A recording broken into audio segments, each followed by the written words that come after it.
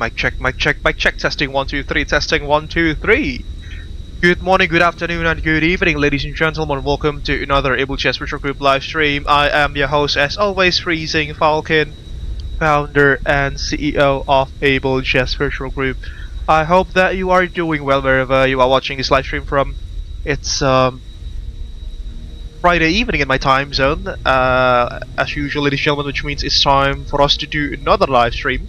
But this time we will not be doing it with the usual group flight with the other Indonesian VATSIM streamers like Mas Aldo Bampir, because they're just not organizing anything this evening, which means we are doing something else this time around. So welcome back to the good old USFA, ladies and gentlemen. It's been a while since we've flown here.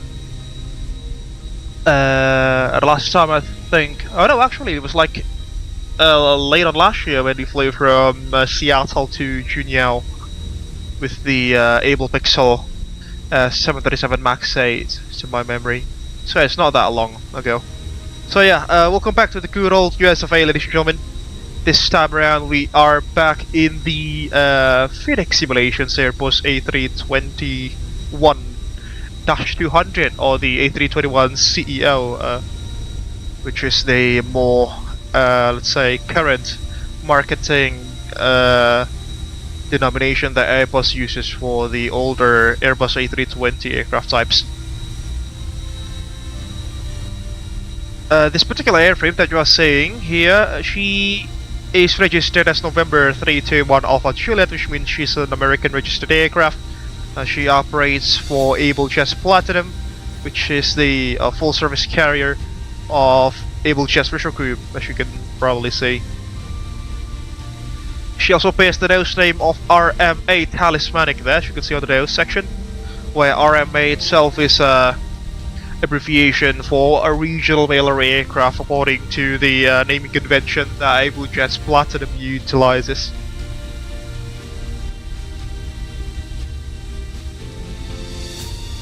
In this evening, or this morning, should I say, because it's like 7 AM in the eastern coast of the USA now. We will be heading from one of the East Coast's busiest hubs of Charlotte Douglas International Airport, where Charlotte itself, which is situated in North Carolina, is colloquially known as, let me just check here on the on the description of the live stream, because I completely forgot about the Queen City of North Carolina, that is. It is a major hub for American Airlines, to my knowledge. As you can probably tell, there are lots of American Airlines aircraft themed jetways, and also, actually, just on the other side of this pier, there is Window already. They're flying an American Airlines 737-800. Thank you for joining us, Window. There he is. So yeah, we will be departing out of Charlotte Douglas International Airport in North Carolina. Again, one of the major hubs in the American East Coast. We will be flying to none else but the Big Apple, the good old New York City, towards its centrally located LaGuardia Airport, which, as I've mentioned, it is situated very close to the island of Manhattan, if I'm not mistaken. And one thing about the airport that is, pretty infamous is that the runways are not necessarily that long. They are like 2,000 meters, give or take, each. We were flying an A321 there this morning, which doesn't necessarily have the best short runway performance, shall I say. But we'll see what will happen. Because to my knowledge, the A321 is also rated to go there, because I've seen some Flight Radar 24 flights heading towards LaGuardia, operated by A321s. Alright, before we head into the flight deck of this beautiful aircraft, let me try to file the flight plan into VATSIM.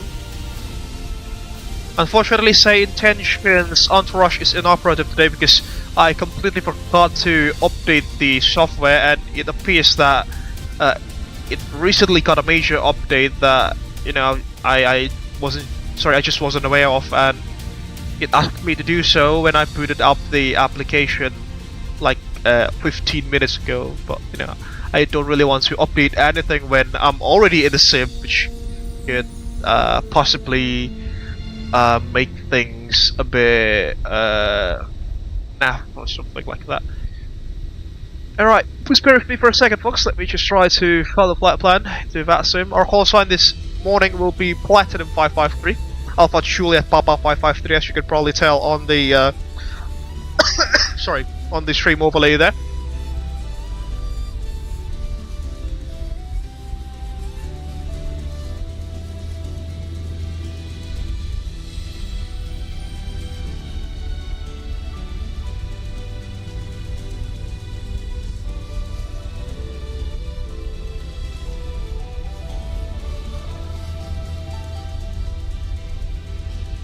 Okay, let's just cross check our route. It used to be the same as Windows as well.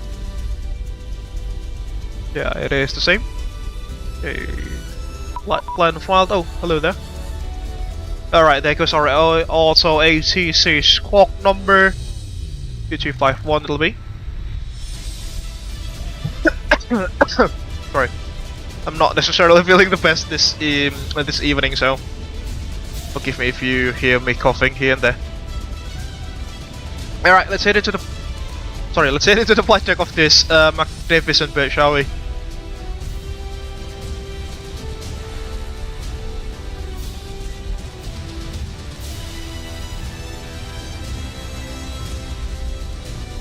It's quite cloudy as well here in Charlotte by the looks of it, ladies and gentlemen. Which is, quite a stark contrast to the weather condition when I took some screenshot out of here, where the skies were, basically clear all the way around. Okay, welcome to the flight deck of the Fenix Simulations Airbus A321-200. And perhaps as you've known, as usual, I haven't done anything with the aircraft except for firing up the electricals and also aligning the IRSs. That's about it. Alright, let's import our flight plan here through the EFB. Get ourselves ready. Huh? No, it's oh, let's just wind the time back slightly. There we go. Somewhere around this time. Yeah, it's still pretty dark here. 7:45 AM. It's obviously January. GSX reload flight plan. Hopefully it'll there we go.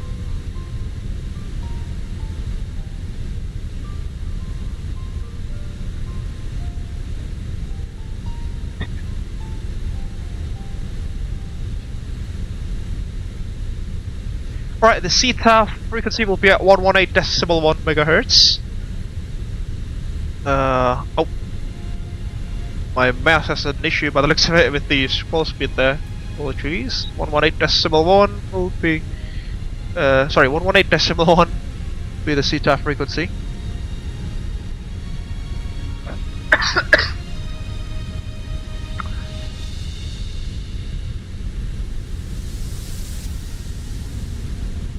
Go. And as usual, folks, we are opening a company frequency at 123.210 megahertz in case that you are joining us in this evening's group flight and you want to chat alongside us. There we go. Com 1 and Com 2 are checked. Okay. Ground surfaces, yes, we have GPU. Load the aircraft. Yes, exporting and refueling, please. There we go.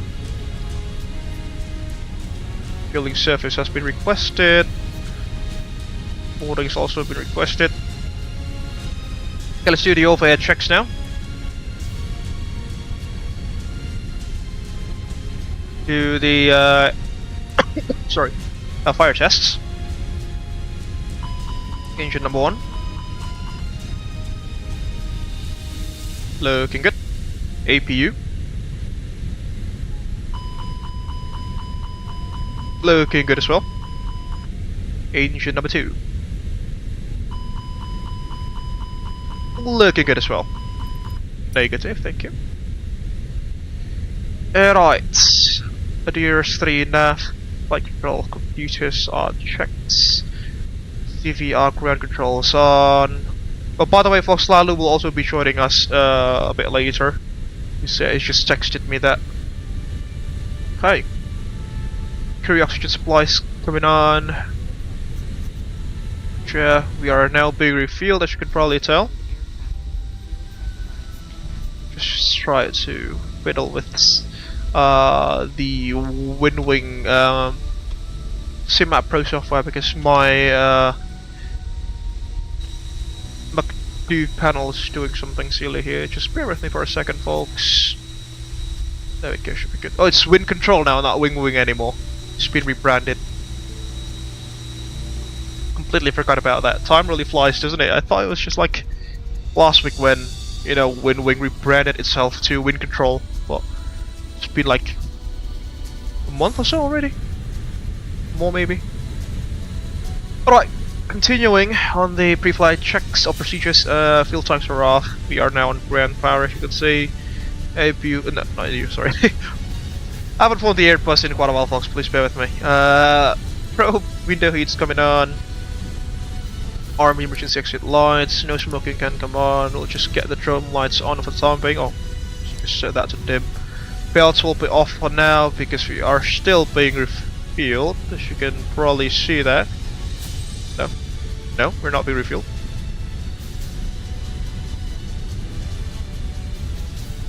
That is funny.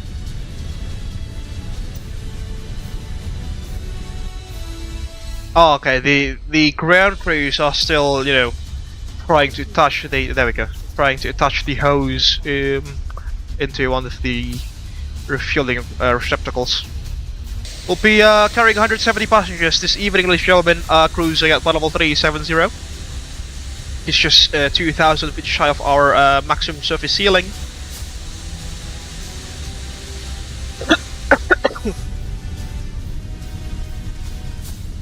Okay, we are now being refueled.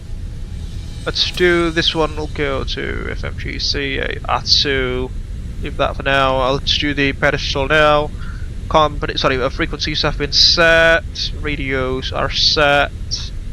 What lights? Just slightly there. Transponder 2000, and we'll. Sorry, transponder's on, and we'll be squawking. 2551. 2551. Oh, sorry, 2551. There we go. Transponder on. Altitude repeatings on. Water trim zeros. Smallest disarm. Flaps up. Cockpit doors. Yeah, let's just open it actually. So now we will be receiving some of the dispatch messages. The dispatch sheets and all the necessary paperwork. And that's also the Abel Jets Platinum cabin, folks. We'll take a quick tour into that later on once we are in the cruise. Okay, let's do the MacDo now.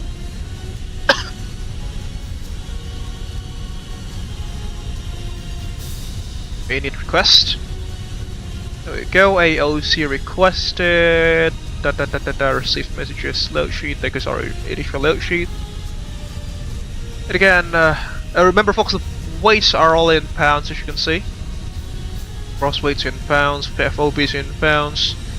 Just making sure that everything's in pounds by the looks of it. We'll be uplifting 170 passengers as I mentioned earlier. Fuel in tanks around 19,000 pounds LB.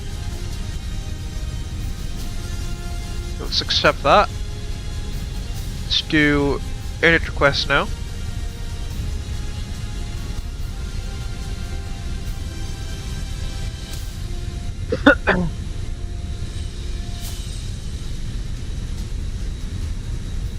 Aviation, hello, is that an A321-200 Platinum 553 at KCLT going to KLGA? Yes it is! Thank you very much for stopping by there, hope you're enjoying the stream so far. And Windows just replied there as well. Hi there Windows, hope you're doing well. And thank you for flying alongside us this morning rather. Nicolas Storiano 2689 LSM-C9. Is that like a nuclear launch code or something? Sorry, I don't really get it. Okay, flight plan has been uplinked. Let's also do the wind data request. 7 degrees outside now, as you can see, so we will not need to connect the what's it called, the air conditioning unit, or to fire up the APU. Let's cross check the wind. For the cruise now. Sorry. Uplink and set. No, not you.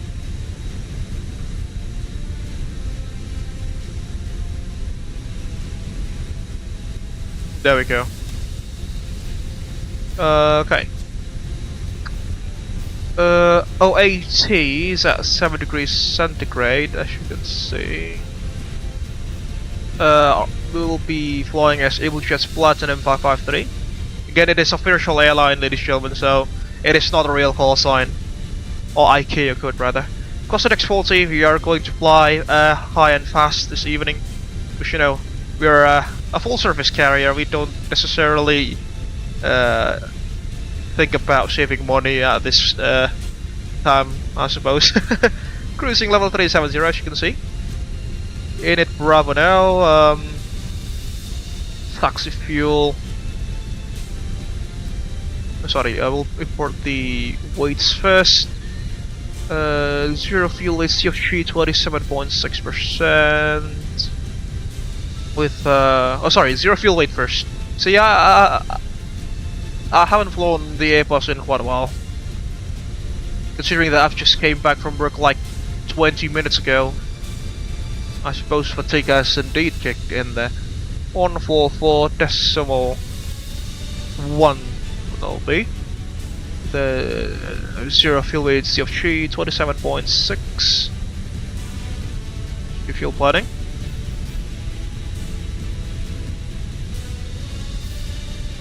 $18.7 is required. Fuel in tanks will be 18.9 actually, which is just slightly above the required fuel there, or the calculated fuel, as you can see. That should be good. Our flight plan. Secondary, let's just copy the active. For a primary flight plan, our departure this morning, folks, it's gonna be the let's see, Navigraph. I need you now. A R.M.A 5 departure, the R.M.A 36 right. By the Romeo Delta uniform transition or rally. I think this is. Let me just check. Yeah, a rally that will be. R.M.A 5 departure, the 36 right. R.M.A 5 RDU, that'll do. Mission for me RDU, no way. And for the arrivals, because we are flying in the good old US of A, the arrivals are already pre-planned, should I say. Runway 22 is currently active at LaGuardia. Last time I've checked in, flight radar 24 as well. proud to arrival by the Hertz transition, and then we will vector ourselves into the finals. Runway 22. Proud to arrival by the Hertz transition. That'll do. Hey, no. Hold on a minute. Just crash check on that. Bias. No bias. Yeah, that'll do. Set. Okay, let's just cross check our routing here through the plan space and also fire 2 of you up.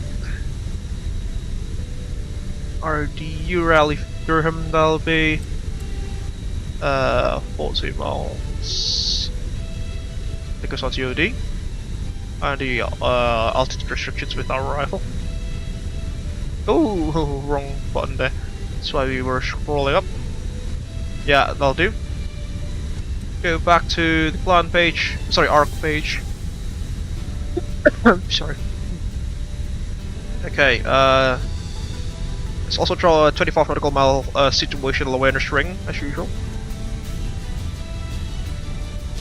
Go fix in third. KCLT, that'll be. KCLT. The departure rate. Oh, thank you, Navigraph. Let's see. Yeah, we'll just use 025, shall we? The departure, the outbound departure, heading 025. Oops. No, it's minus, so it's strange. 025. With a radius of 25 nautical miles. That's it. Should be drawn now. Just cross check on that. There we go, it's there. Sorry. Initial climb will be to 8,000 feet. Set checked. And now we'll do the performance calculation, shall we? Let me just use the SimBrief performance calculator, which at times is more, how to say,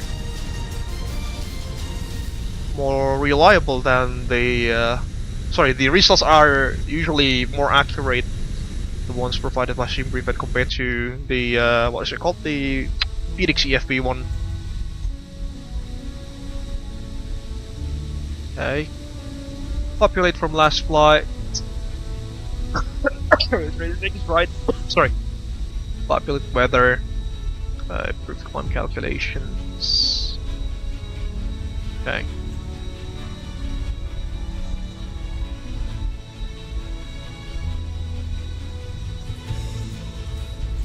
Okay, we've got our numbers here now. So let's also assume that we've received our final load sheets.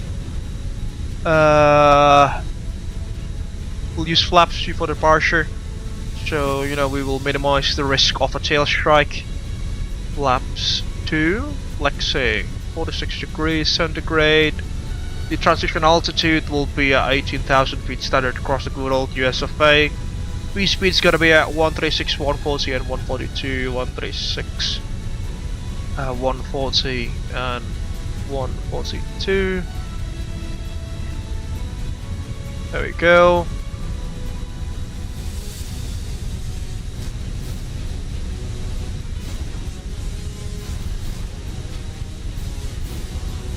Speeds are in. Let's check our thrust reduction altitudes and heights as well.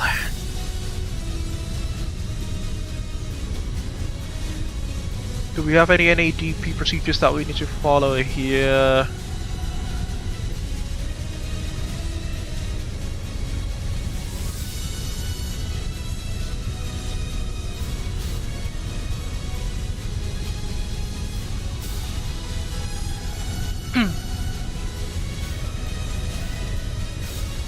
To take off.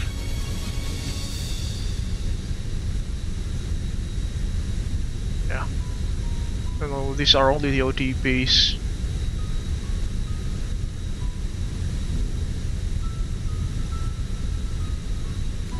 Yeah, none so far. Okay. No. I think Windows just texted me. Okay.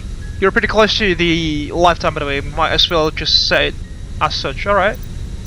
That's the case then. Let's go to real time. Oh yeah! 2 minutes. Thank you, Window. Pretty close by 2 minutes there. Thank you for reminding me. Yeah, let's just leave those as is.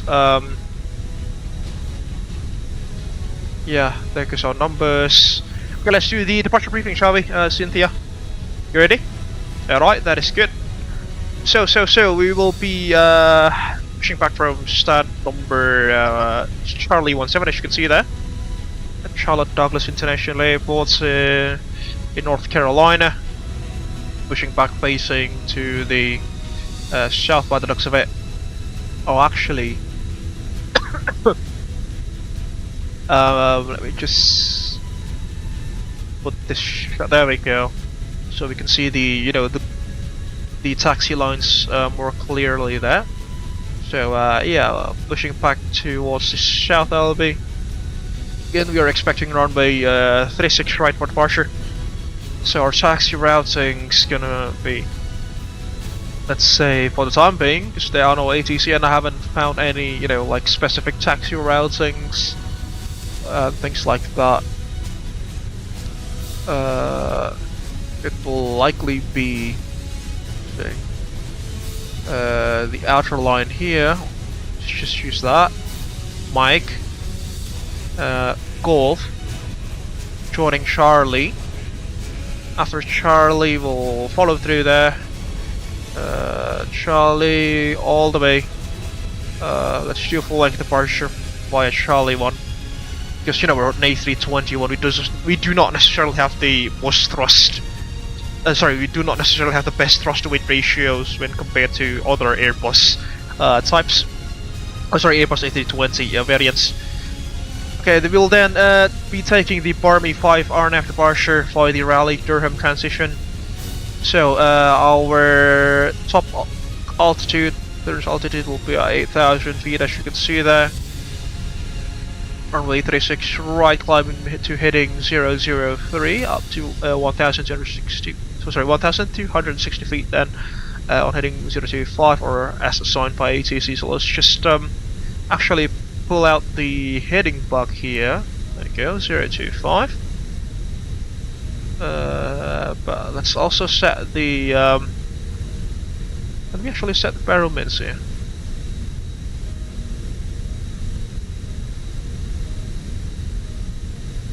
But I don't think it'll be displayed on departure. Yeah, let's just, I want to quote-unquote fool the aircraft to remind us when we are passing 1,260 feet there to, vector ourselves out. So, barrow. I don't know if that works. Yeah, it doesn't display anything, obviously we're still on the ground. Hey. No, also, as you can see, we are now fully loaded with fuel, which means we can do this. There we go. Okay, resuming on the departure briefing, folks. Yeah, after passing, let's say 1,300 feet, we'll fly heading 025, and then we'll vector ourselves out towards waypoint Meshi. And then we'll just follow the RNF tracks, Golfy, Barmy, etc., all the way to Raleigh-Durham. Transition altitude, as I've mentioned previously, 18,000 feet across the Poodle, GSFA. And the MSA around the airport reference point is going to be 3,800 feet all the way around, as you can see there. Take off obstacle notes, yeah, there are quite a lot of them, but not going to read them out loud one by one. What is it? I think there we go, 36 right, let's just pin these. So these are basically the obstacles that we need to take into considerations. Good. Okay. Windows just texted me there. Standard taxi via Golf Charlie. Ignore runway 235 is in your scenery. Runway has been closed. Entrance to taxiway Juliet. Roger, thank you, Window, for the information there. This is actually the FS Stream Team scenery of Charlotte Douglas. Hopefully it's got the new taxi railsing then.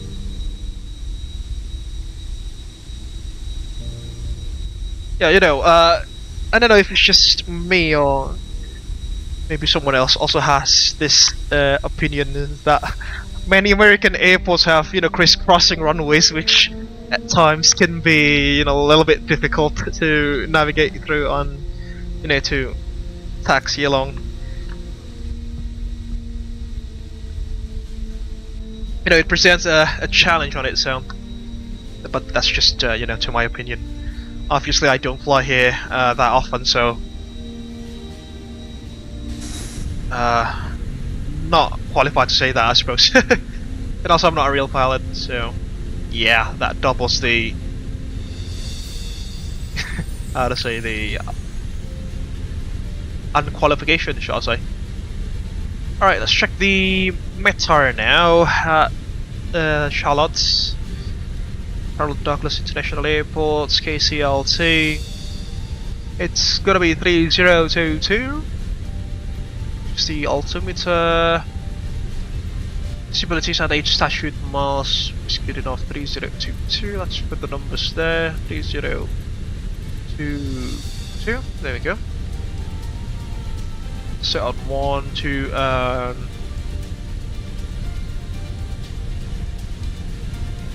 3. Okay, is boarding complete actually? Let's see. Alright, boarding's now complete. But we haven't received our final load sheet, funnily enough.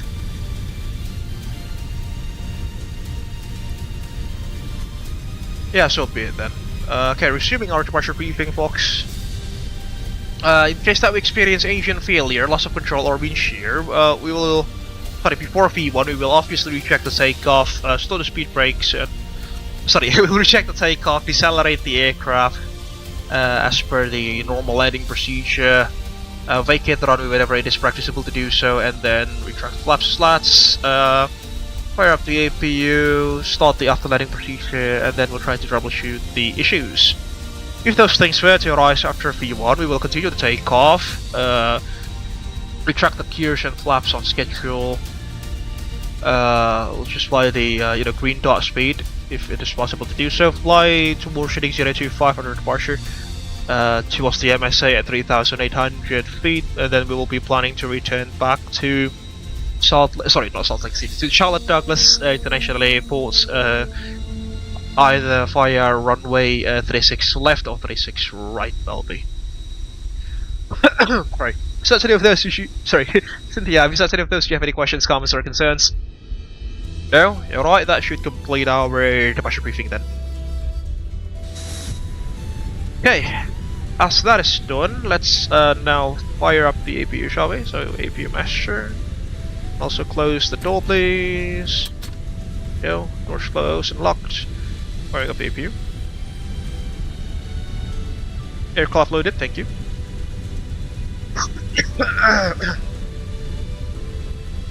Pilot brief, let's just do the no, not you. Should be. No, not there. The checklists, I can't recall where are they. Documents. There we go, normal checklist. Cockpit prep, gear puts and covers removed, fuel quantity is gonna be 18,900 pounds, give or take. Seatbelts on. The Deers 3 navs, as you can see there. METAR 3022 checked on 3. Cockpit prep checklist is complete. Before start checks, parking brake is set. Yeah, that's set. Takeoff speeds and thrust. V1136, VR140, V2 142, flexing 46 degrees Celsius. Flaps G for departure, heading 0254 for the takeoff. Windows are closed, left and right hand sides, as you can see there.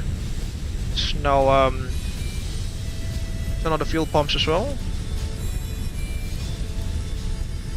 go. APU is still spooling up, I suppose. Check on that. Oh, APU is not available, which is a good thing. We'll disconnect GPU. Get the APU blade on. We don't see any precipitation for the time being, so we will not need to do a de-icing procedure by the looks of it. Okay, ground service vehicles. Let's remove the GPU. You can see that.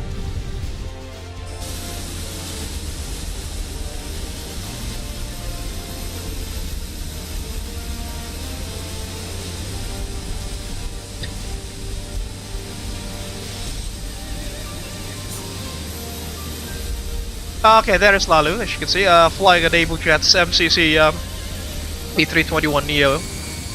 Let's take a screenshot of him before we push back, shall we? That's the Vingai Alliance special livery, as you can see.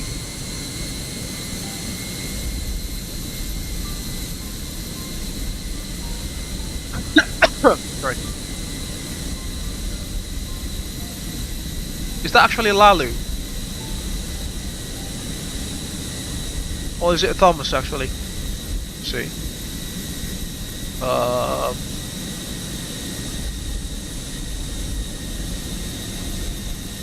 Oh no, he hasn't appeared in yeah, he has appeared actually. In what's it called? VATSIM radar. Oh, that's Lalu actually. Thank you very much for joining us this evening, Pak Lalu. Hope you are doing well. Take some more screenshots before we push. With window as well, the three of us. Unfortunately, Thomas will not be joining us this evening, or this morning rather. He's got something else that he needs to do. Company calling American Chain 60, radio check. There he goes. Loud and clear, sir. How do you read? Calling 555. Roger. Okay. Hello, company calling. Good evening, Pak Lalu. Thank you for joining as well. Hope you're doing well.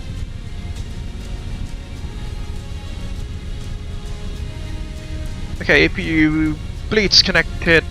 You can see there, which means I think we are ready to go, because we've done the departure briefing as well. What else? Windows closed, beacons now coming on. There we go.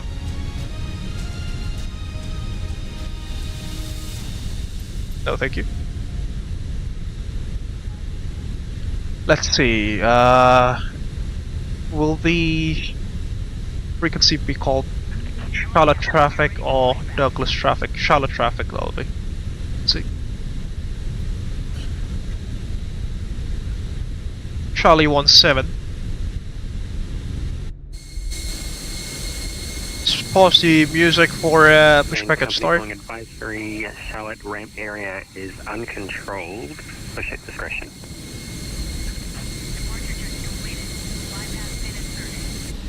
Yeah. No ATCs so far. That means, ladies and gentlemen, we'll be keeping an eye out with our own eyes, with our very handy eyeball Mark 1.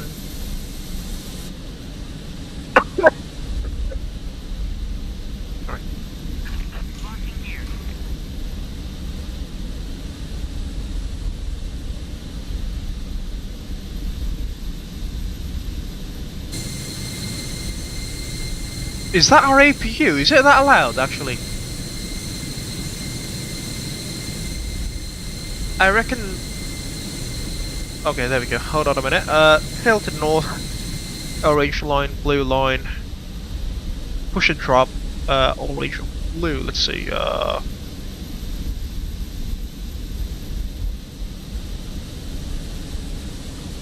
on. Doesn't depict the color taxi lines. Unfortunately, the shots orange or blue. Yeah, I'll just take the orange one. Orange.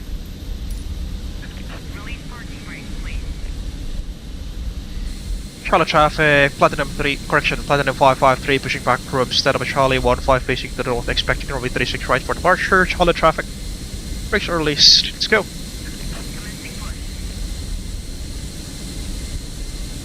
We're not clear to start our engines yet. This is quite similar to the procedures that we have in Indonesia.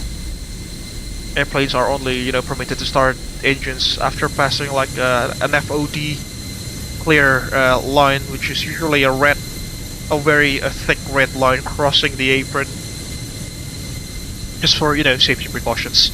All right, let's fire up the. Roger, thank you. The safety briefing video. IFU's coming up. Pak Arif, selamat malam Pak Arif. Thank you very much for stopping by. Do you usually have a co-pilot? How to say?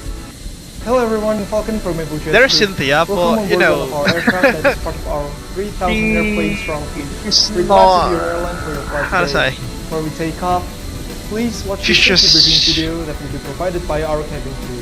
a non-existent person that I talk to, I suppose, in the flight deck.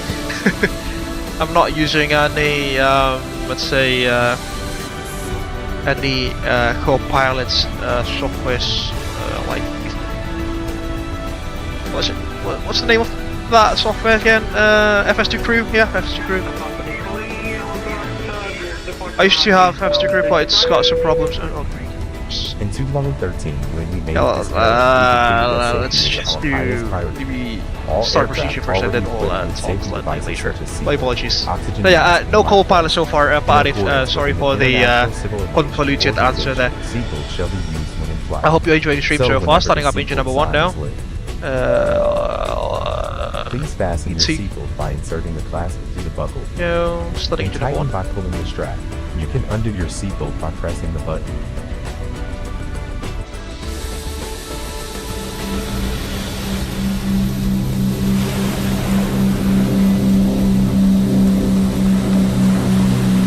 Orange line, interesting. I don't see any orange lines. Perhaps this is because of an old scenery or something. Oh yeah, it only has a single central taxi lane, as you can see there. We have this big hangar which is able to accommodate up to 8 jumbo. By the way, Window also has the same scenery as us, so this is the proof that we for never SI, so jeopardize safety. by the looks of it, he'll be seeing the same things on the ground.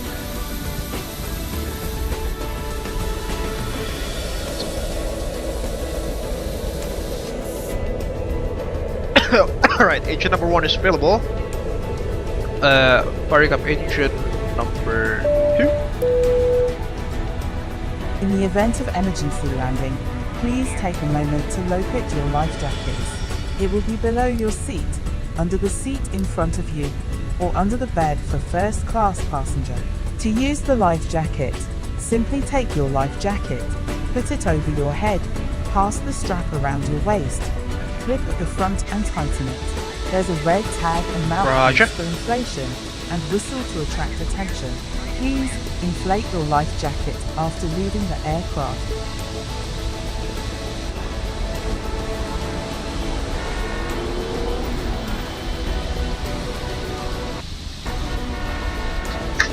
Oh, so some stutters there, as you can probably see. Whenever the aircraft loses the oxygen pressure, a mask will drop from above. Put your nose and tighten the strap. Oxygen will flow when you Okay, brake. number 2 is available, and the signal has been received on the left hand side there. Thank you very much for the ground surface. Upgrade 1. Flaps 2 for departure. Arm the speed brake to reset the foot prep.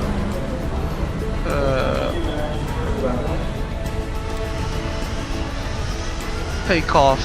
In 2020, we were the world's leaders in aviation by number of aircraft by over 3,000 airframe divided into more than 10 child companies, including the Abel Pixel, Abel SAL, Abel Cosmos, Intercontinental, and many more. Let's do the flight Also in control check. 2020, we were the Ready, first to pull up. introduce the innovation of first Abel Jets Down. living room, Neutral. Abel Full Premium left. Economy, Abel Full Business, right.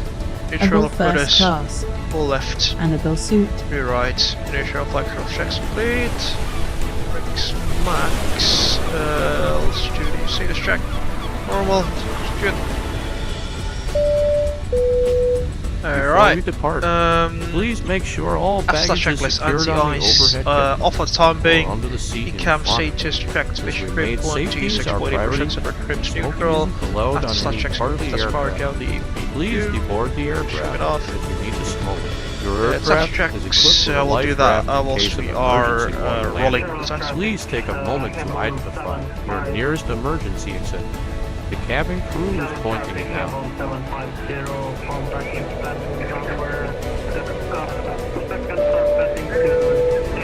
We are now nearing our departure time. Charlie, that'll be. Please switch your mobile devices into airplane mode Windows now. just set. If you do have any questions, feel free to ask them to our cabin crew.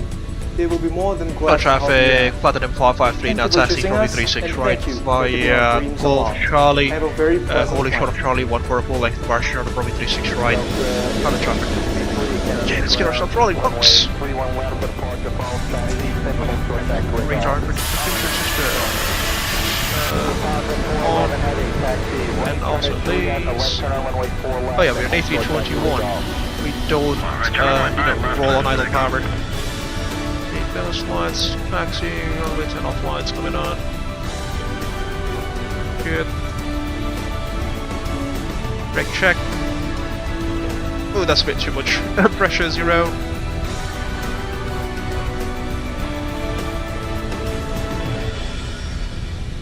Clear on the left. Clear on the right as well by the looks of it. According to the newer charts, there are now 2 additional taxi lanes here, the orange and blue lines, just like in some airports in Germany, like in Frankfurt as an example. But you know, the scenery just doesn't have it, but it's not updated yet. So let's just use what we have for now. Let's go left turn here.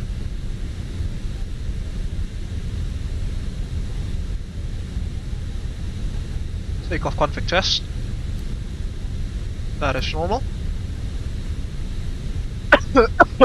Sorry. Alright, sector check, flight controls check, flaps config 2. Radar and predictive wind shear systems on and on, so engine mode selectors on. Normal ECAM mode, standing by for that. That basically is our taxi checks, and that's window as you can see. Golf Charlie is it. So I'll also remove the IFE because the safety briefing video is done. Pretty interesting taxi routing here.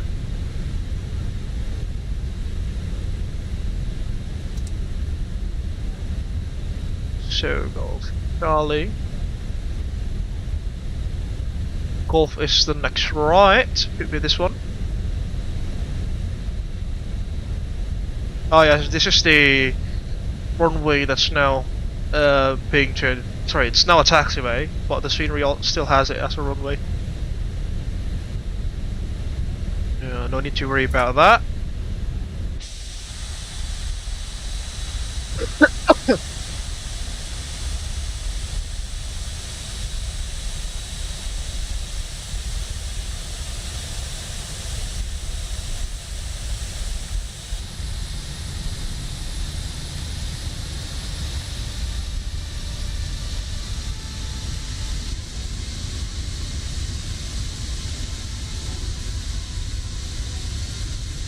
Charlotte traffic, American 1060 coming out of ramp Delta, taking the runway 36 right via Golf and Charlie. Charlotte traffic. Ooh, we're a bit speedy here. Let's just use our speed slightly. There we go, 20 knots will do. Come in. Hi, Captain. The cabin is now secure for takeoff. Roger, thank you. The cabin mail takeoff no blue. Taxi checklist is complete.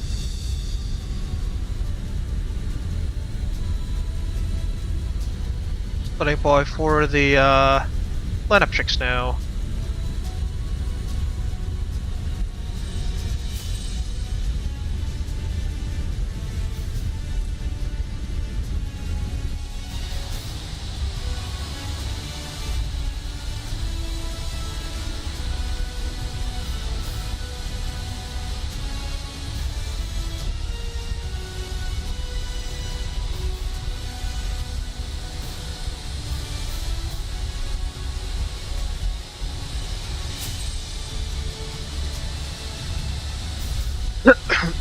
Well,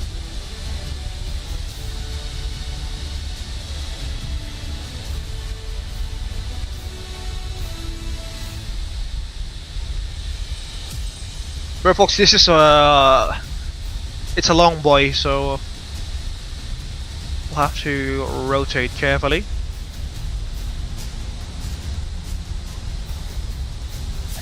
Or else you risk a tail strike. Charlotte traffic, Abel 750 taxi to runway. That's downtown Charlotte, as you can see, in the distance. Charlotte.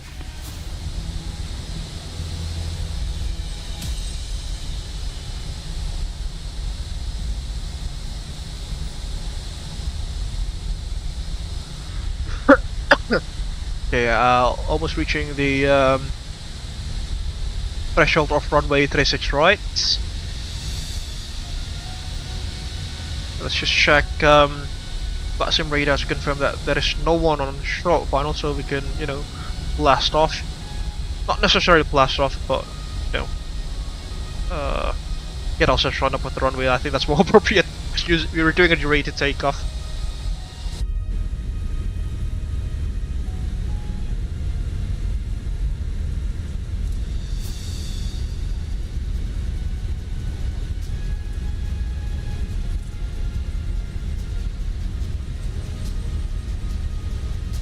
Charlie 1, this is, yeah.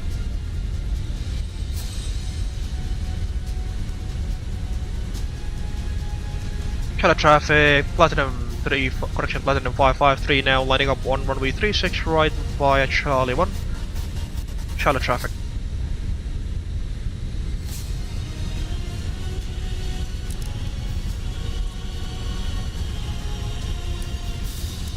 Web's coming on. Gaspara. Coming ready to take off stations, please. Line up checklist. Take off runways confirmed. Runway 36 right. TCAS, Tara, Pax 1 and 2 are on. Line up checklist is complete. Let's do the FB for departure. And pause the music. Again, 1,260 feet. Then we'll we will vector ourselves out.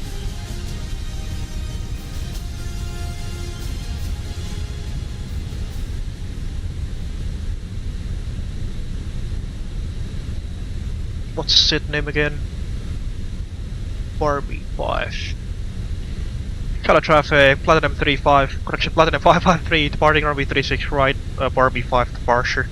Color traffic.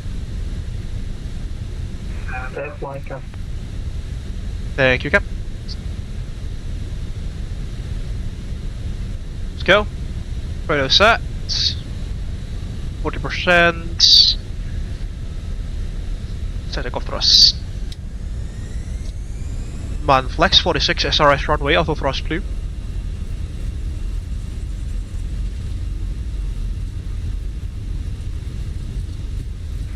Charlotte traffic behind the departing traffic. American 1060 will be lining up 36 right behind Charlotte.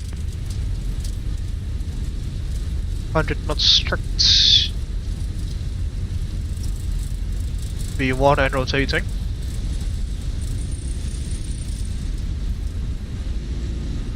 V1 rotating.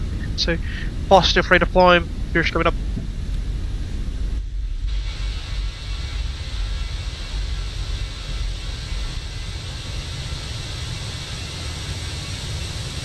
And the gears are up.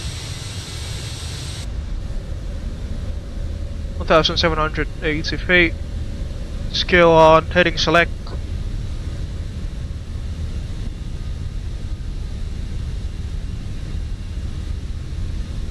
Let's climb, please. Let's climb.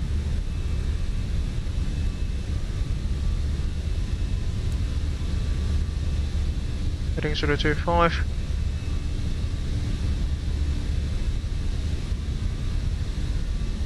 Yeah, that's a bit excessive. We are not heading 025.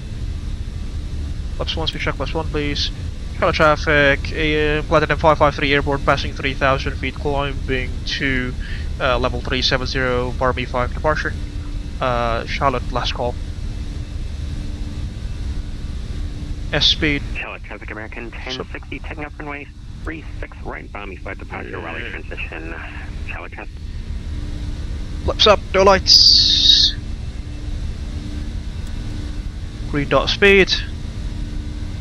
Fortunately, we are flying on a fly-by-wire aircraft, folks, so we'll not need to consistently trim the aircraft. There we go.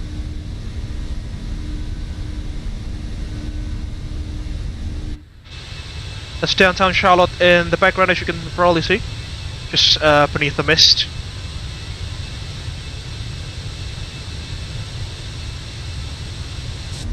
Okay, let's vector ourselves out. AP1's coming on.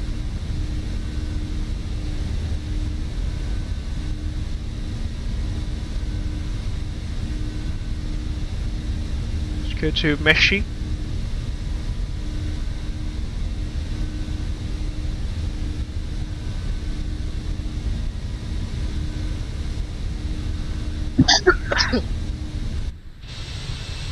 Passing through some cloud layers, let's get the engine anti-ice on now.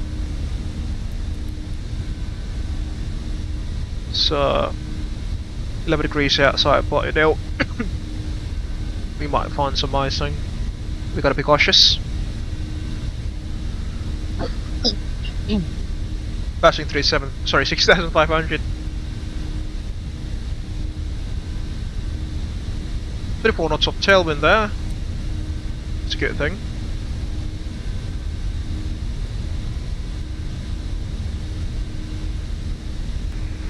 Charlotte traffic American 1060, airborne passing 3,500, let's go. Meshi for the Bommy 5. Charlotte traffic, last call. 70 we go. Let's go to Meshi now. Meshi. Go to Meshi. Traffic, Abel 750, departing on runway 36 right, Bommy 5 departure. Nice climb.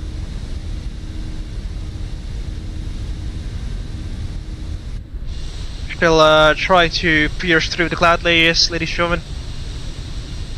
And as I've mentioned, we are flying an A321, which does not have the best thrust to weight ratio.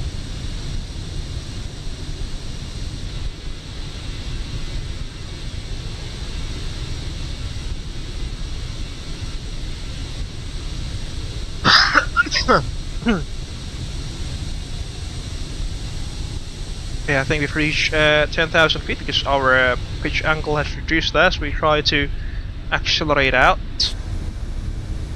You can see there. So letting lights can come off. And retract those. We'll turn off ones off. I'll just get the we'll have the seatbelt signs off for the time being until we clear we are clear out of the clouds to minimize any, you know, turbulence potential.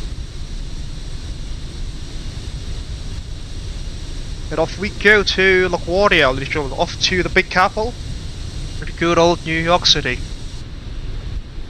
Dear guests, the lavatories are now available. Hold on, I thought you may use approved electronic devices. I thought I already closed St. Entrance. Service will begin shortly. Just saying, your call sign is invalid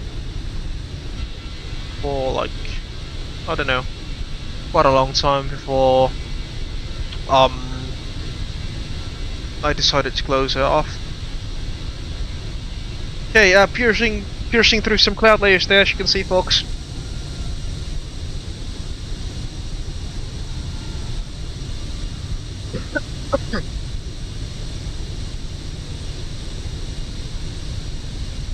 Look at those puffy clouds, folks. It's been 6 years since the launch of this game, and the graphics, they still, you know, flatter me. Let's get the oh my lord, take a look at that. Let's get the engine anti-ice out. Abel 750, airborne passing 3,400. Maintain current heading until 6 miles, until 10,000 feet and last call for select. Got some 45 knots of tailwind there, that is very much appreciated. Take a look at that view, folks. It's really good to be back in the simulator.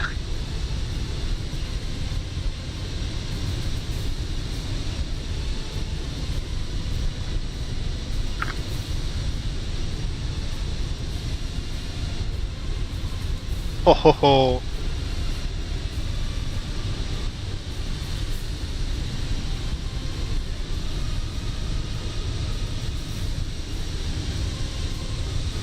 Oh, it appears that the Fly Life Studios have, Fly Life Studios, what's it called, overlay has frozen there. Let me just try to fire that up again. Hopefully it works flawlessly now.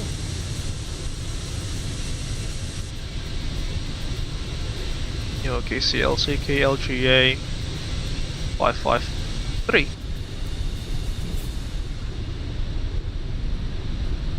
There we go. Should be up and running again with correct telemetry, I suppose.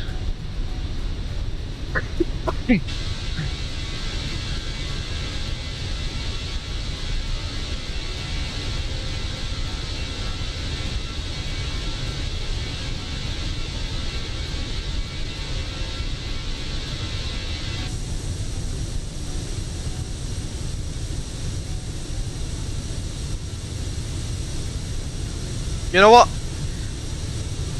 Let's just use a cost index 0 to reach our top of climb quicker.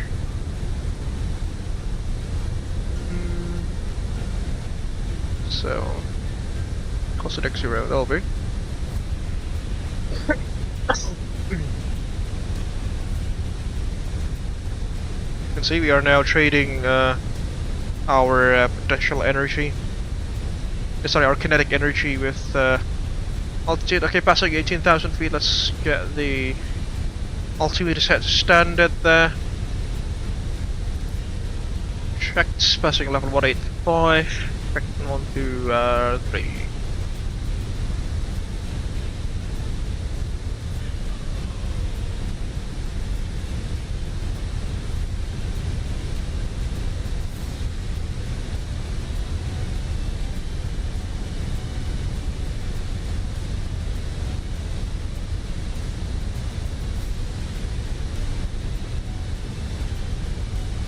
Just rock. KLGA 22. Yeah, about 400 nautical miles. If I take. Also draw the usual situational awareness string. KLGA 22.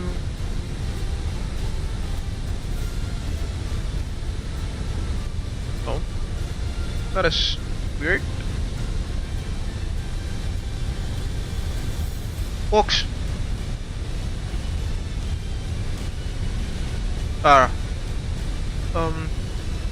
Okay, that works. I thought my WASM was just crashed, but oh, there we go. Back to normal, I suppose. KLGA 22. 224 degrees will be the inbound radial, 2500 miles of radius there, and that'll do for our company. Go ahead for Platinum 553. Platinum 553, stay cruise. Level 370 for Platinum 553.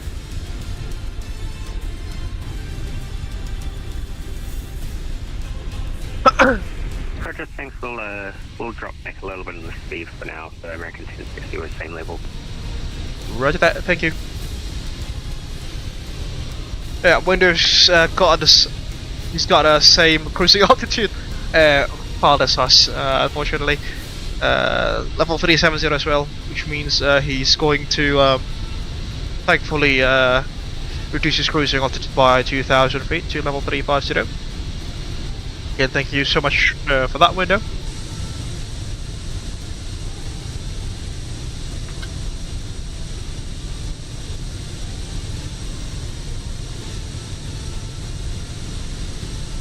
Hope you're enjoying the stream so far, ladies and gentlemen. And as usual, once we reach our cruising altitude for today, we will be doing the passenger announcement, shall we? Usual PA stuff that we do.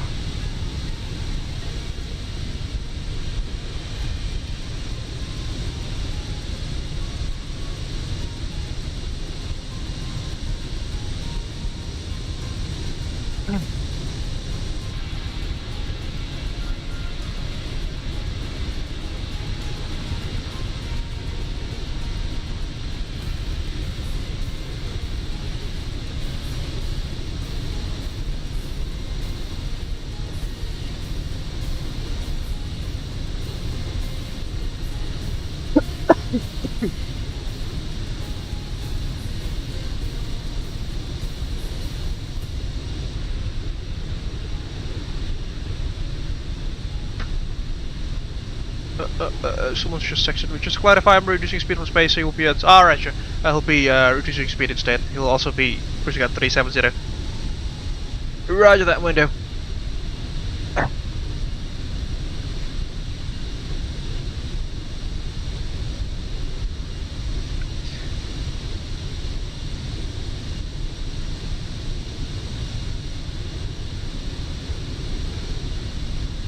Oh, as I've promised earlier, ladies and gentlemen, I'll be doing we'll be doing a cabin tour inside this aircraft, as you can see. But yeah, this is the Abel Jets Platinum cabin in the Strato cabin configuration in the Wise Flight Simulator. The ceiling there, as you can see, it has some pretty advanced let's say 4K or 8K OLED displays that are connected to external cameras on top of the fuselage, which projects real-time imagery from outside, so you can basically see you know, like the white blue skies during daytime flights, and also the stars at the night. I was, you know, at one point I tried to put some, let's say, some starry night backgrounds on the ceiling here in the Fenix A321, but unfortunately it did not work as I hope it would, but you know, it went a bit jumbly here and there. That's why I've left it with the usual ceiling. Sorry, not the usual, the standard ceiling, or the how to say, the stock Fenix A321 ceiling instead. So this is the business class, or in Abel Jets Platinum. In Abel Jets Platinum sense, in Wise Flight Simulator at least, this should have been the first class. Because all Abel Jets Platinum aircraft in Wise Flight Simulator, at least, that they do have first class on board. They do not have economy class, only first class, business, and premium economy. So yeah, as I've mentioned far earlier, it's a very exclusive full service carrier. You can probably tell there, got the business class seatings here, and the IFEs are showed there. This one could, you know, possibly think of. Let's face through the curtain and now head towards the premium economy class. And again, unfortunately, the actual seats in the Fenix A321, or let's say the majority of Mayweather MSFS aircraft, they cannot necessarily be replaced unless we want to violate their terms of service and EULAs and things like that.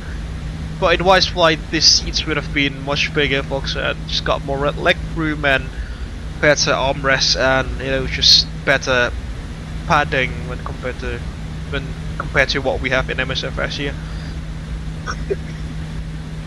So yeah, that's premium economy, as you can see there.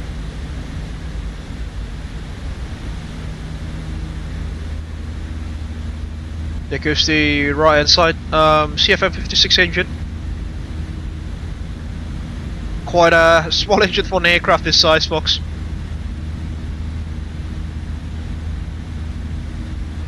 As a quite stock comparison, the 757 uses the Rolls-Royce RB211 engines and the CF6 as well, General Electric CF6 and the Pratt & Whitney 4000 series, which are, you know, turbofan engines that are commonly found on wide-body airliners.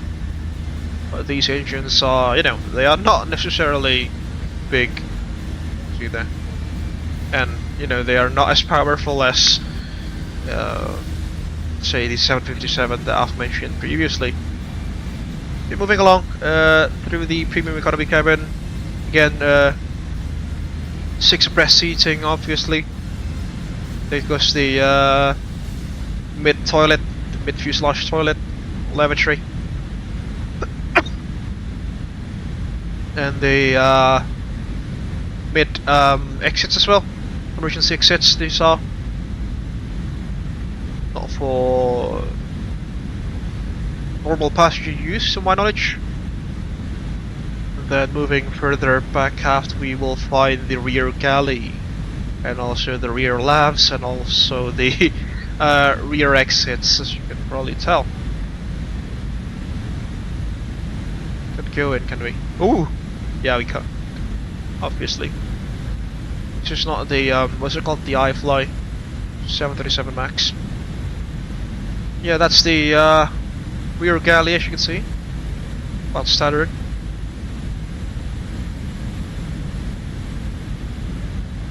But yeah, I've placed some, you know, fake IFE screens here. The original seat textures from Phoenix just don't have, they just don't have IFEs installed, fortunately. So that's a safety card. Let's see.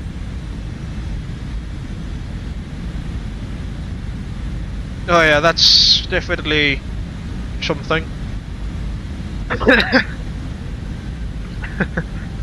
Silly. Moving along, moving along, moving along.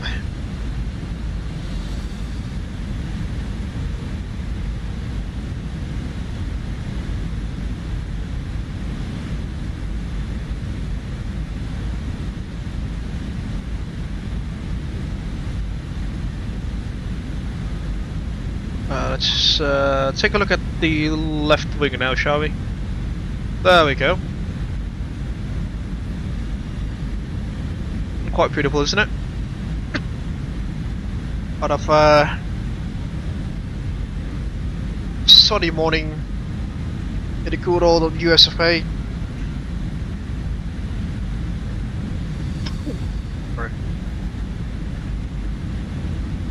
Hold on a minute, why are we stuck at the level 210? Are we not climbing? It's Fly Life Studios said that we've stopped climbing. Hopefully we haven't. Let's head back into the flight deck just to confirm that we are, just to confirm if we are still climbing. And that's also the flight attendants panel, as you can see there.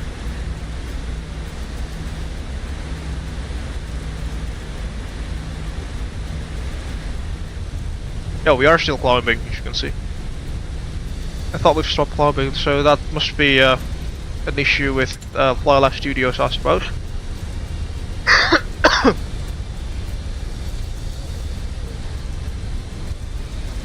You know what, let me just try to lower down the graphical settings here slightly. My apologies, Wendo, if our separation will be much closer now, because suddenly it's getting very laggy here.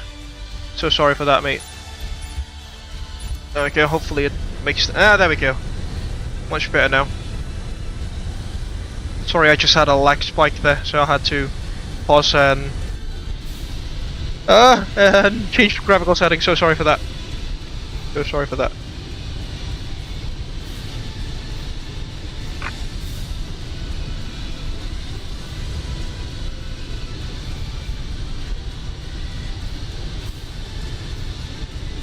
Oh, actually, where is he? not that far. 10 miles, you know, about 10 miles or so. Yeah, we'll just speed up once we reach our cruising altitude later on, folks. So we'll have some spacing with the window. So sorry for that, mate. I don't want to risk my potato laptop to CDD whilst doing stream.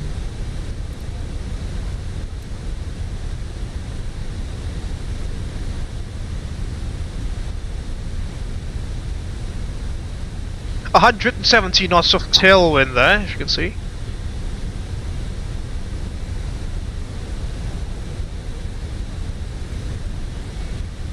Got some pretty strong tailwinds here at flight level 340, 170 knots, folks.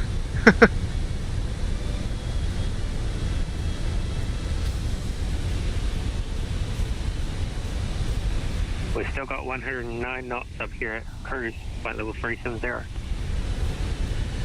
Interesting, so it's a bit slower up there, I suppose.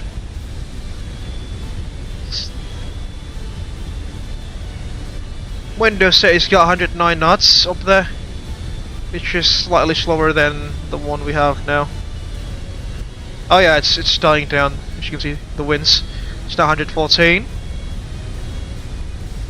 Maybe it'll it'll reduce even further once we reach 370. Is that TLD already? Holy smokes! Oh yeah, that's TOD. I thought this was like a 500 nautical mile light. Let's just see. Let's just check. Sim brief. Yeah, 527 nautical miles, but thanks to the tailwinds, our flight time, according to sim brief again, this is just about an hour and 10 minutes. If we were doing the opposite way, then I don't know, maybe almost twice as long.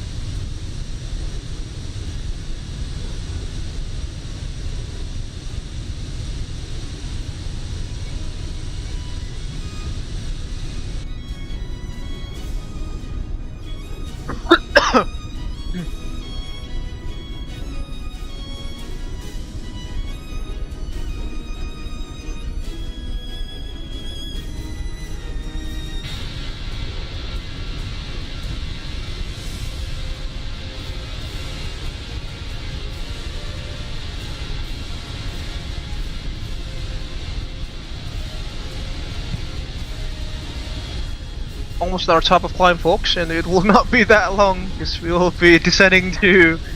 Or we'll be starting our descent not long after this.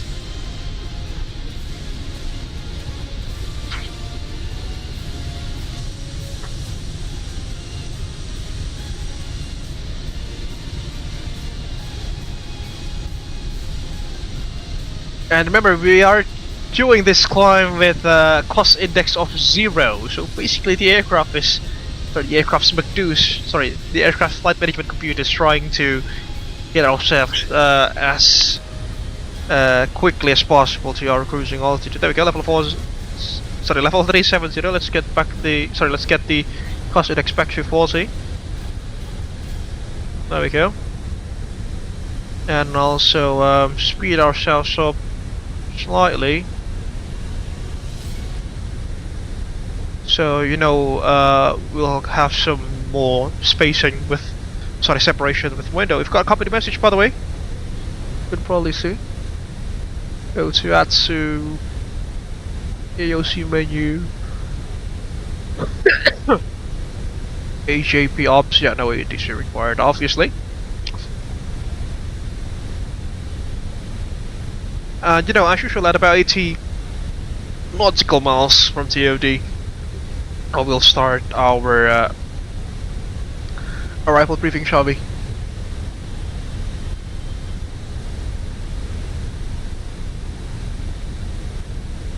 And by the way, as we have reached our cruising altitude, I think we are good to conduct our passenger announcement, shall we? So, ladies and gentlemen, welcome on board Abel Jets Platinum Flight 533 from Charlotte Douglas International Airport in North Carolina, heading towards LaGuardia Airport in the good old New York City, and flying the Fenix Simulations Airbus A321-200. If you could join us in this evening's live stream, folks, please don't forget to hit the like button. It will greatly help us to grow this YouTube channel. You can also share your thoughts down beneath in the live chat, as well as in the comment section of this live stream later on once it has concluded. You can also share this live stream with your friends and colleagues in case that you wish to do so. In case that you haven't done so, folks, please also kindly subscribe to the Abel Jets Virtual Group YouTube channel for free, and don't forget to ring the bell just right next to the subscribe button so you will not miss any future contents that we will make in this YouTube channel. If you want to support us financially, you can also head over to our SushiPass page at www.sushipass.com/AbelJetsGroup, or alternatively, you can also scan the QR code that is available on the left hand side of the live stream. And any amount of financial donation is greatly appreciated. Sorry. Some perks of being a financial sponsor to the Abel Jets Virtual Group YouTube channel and the Visual Airline group itself includes your names being listed on the running text beneath, and some other perks that you can check for yourself. Scan at our SushiPass page at www.sushipass.com/AbelJetsGroup, or alternatively through the QR code available on the left hand side of the live stream. I think that concludes the budget announcement for the cruising phase of this this morning's flight. I hope you are enjoying the stream so far as we cruise along at 37,000 feet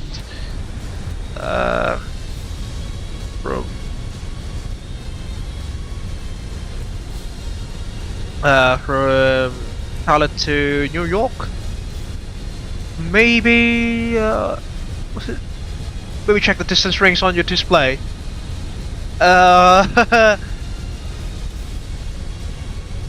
Here's Grok. I think oh, window's at about 20 miles now. If you mean the separation there, window.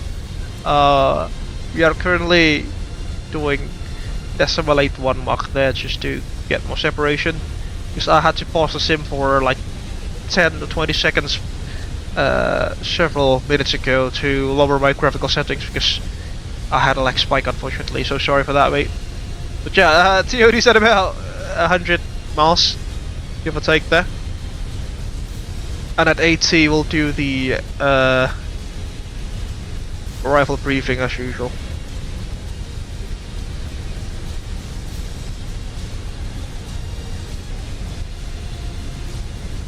Oh, we've got ATC, oh, but that's just for JFK, unfortunately. Not for LaGuardia. I mean, you know, it's Friday morning in the US, so I can understand that. People are obviously still, you know, busy going to work at this hour. What is that contrast to my time zone? That is, it's 9 PM now. Sorry, 8:30 PM.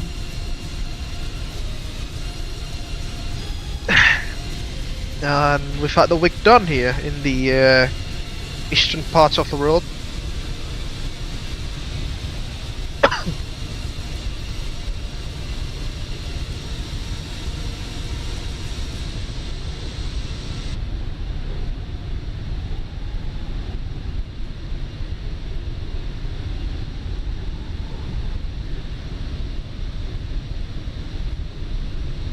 See if we have any interesting traffic flying next to close to us this morning. You know, usually when flying to the US we see some military traffic, like some fighter jets, or let's say tankers, or cargo aircrafts like the C-5 Galaxy or the C-17. None so far, I suppose.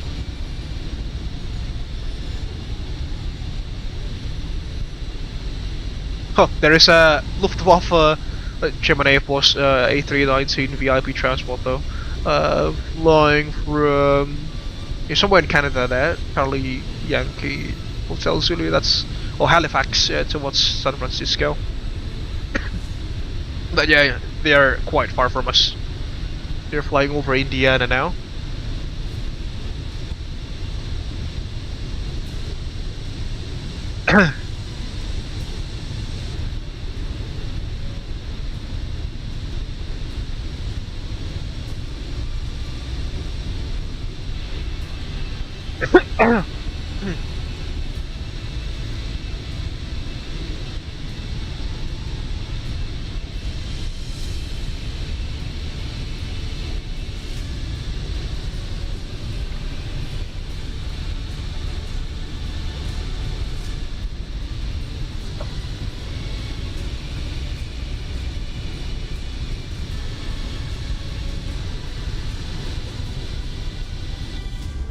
Hey, another flyby for you for the day. Take a look at how fast we are flying in this thing. That's definitely quick. Even for an A320 aircraft family there.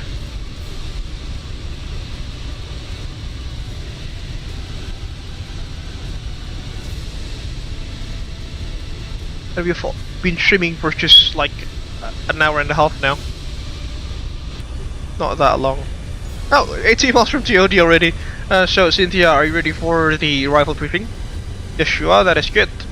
Alright, so we will be arriving into the good old KLGA Airport via the route to arrival. As you can see there. The transition level started across the good old USFA level 180, that'll be. Jet aircraft only, obviously. We will be arriving from Hertz there. Hertz, Rock, Hydra, then at Ritchie. You have to be bang on at level 270. Then at Smyrna, 240 or more. Skippy between 220 and 110. Bessie, 17,000 or more. Etcher, 17,000 to 13,000. Well, we've got lots of altitude restrictions here. Interesting this is. Davis 13,000, Brand 11,000, Corey bang on 10,000. Interesting. Yep, we've got a holding procedure there as well if we need to. Tykes, Minx, Sherry, Jersey, sorry, Renew, Apple, Proud, which will be our IAF, I suppose. I really like how the waypoint names in America are, you know, almost always catchy. They are, you know, easy to pronounce usually, unlike in many parts of the world where usually most of them are just jumbled words, which some are very tough to pronounce. But take a look at these. Tykes, Minx, Jersey, so yeah. Hopefully people will not will not be easily confused as if the, you know, waypoint names are just jumbled words. Okay, enough of my rambles. The MSA around the airport reference point there, as you can see, 2,900 feet all the way around. Then from Proud, give or take, or maybe just from Jersey here, we'll vector ourselves for our left-hand approach, base-like approach there. So base-like turn and then joining the ILS approach. And this is the flight path that I cross-checked from Flight Radar 24 earlier today, because, you know, we have to vector ourselves in. We are expecting the ILS approach is runway 22. We'll be rejoining the Yeoman initial phase there. The ILS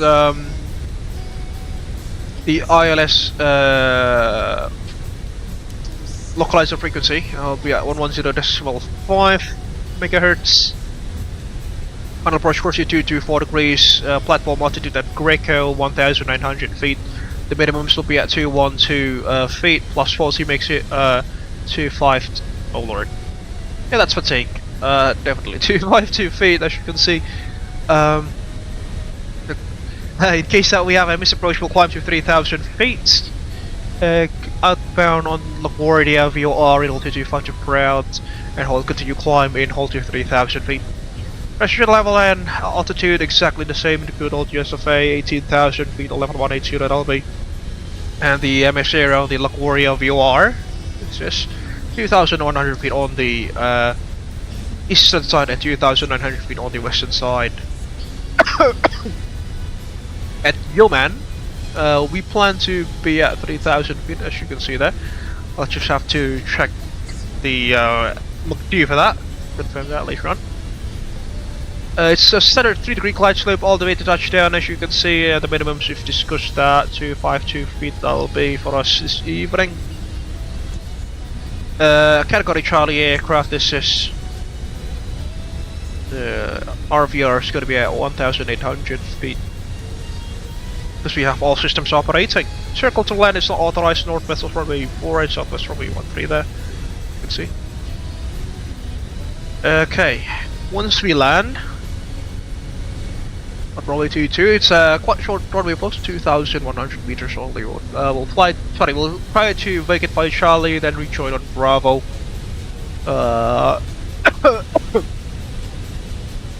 Maybe then joining Echo. And then we'll go to one of the gates at Terminal Bravo. Primary threats for us this evening will be pilot complacency, pilot fatigue, unfamiliarity with the region. Yeah. That's all done, I suppose. Just to know if you have any questions, comments, or concerns, Cynthia, my invisible first officer. No? That's good. Okay, that completes the arrival briefing then.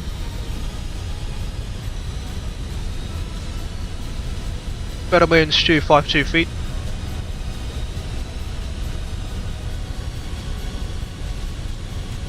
Oh. Check the METAR.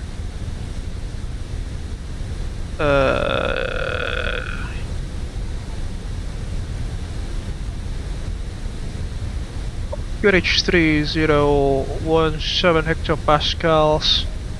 Temperatures 0 degrees centigrade.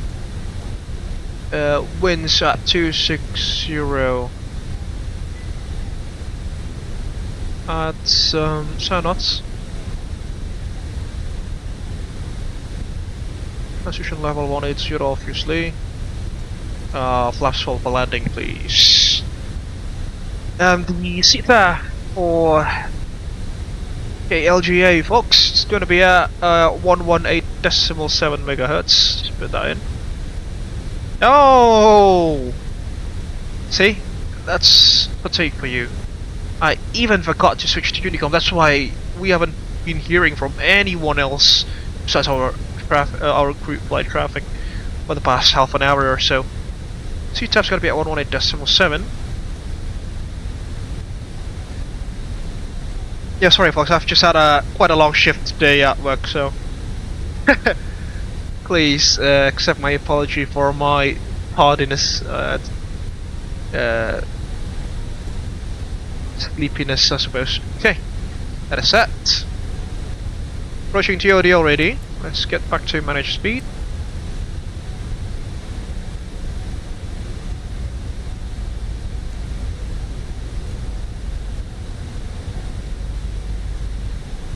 Company traffic, Platinum 553, top of the descent company.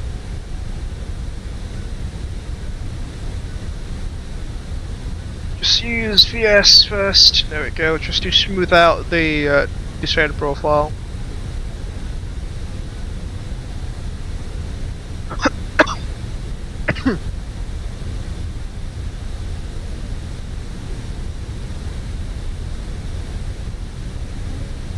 Washington Center advises descent finally prior to arrival, the Philadelphia altimeter 3021. We're not going to Philadelphia, are we? There's no separation services provided. That's auto ATC.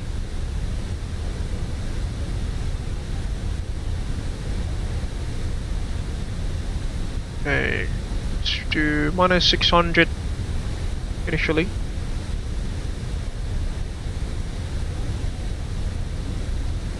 The meatball should appear anytime now. strangely enough, it hasn't.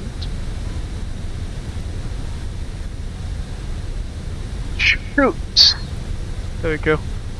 Completely forgot to wind down the altitude selector there.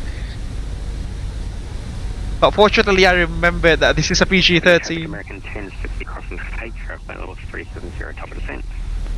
There it goes. Fortunately, I remember that this is a PG-13 channel, which means I can't swear at all. I suppose. Take us out, COD.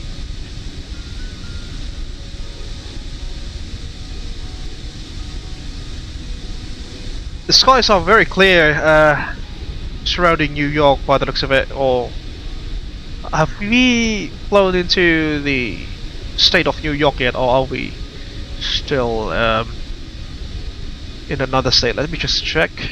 We're still flying in Virginia by the looks of it. Or yeah, Virginia, and then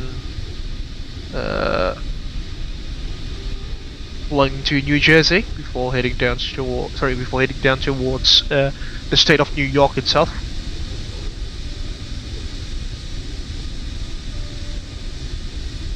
Good weather conditions at LaGuardia according to the latest META, and again the CTAF frequency will be at 118.7 megahertz.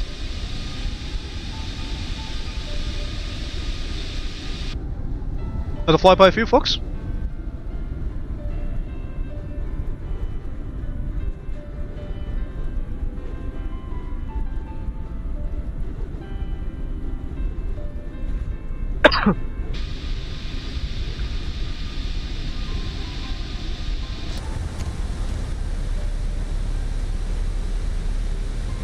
Wow, 4,000 feet per minute there.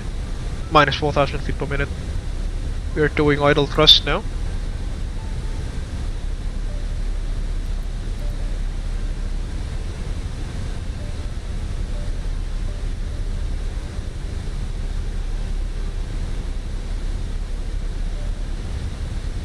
Yeah, good weather conditions for the time being, as you can see.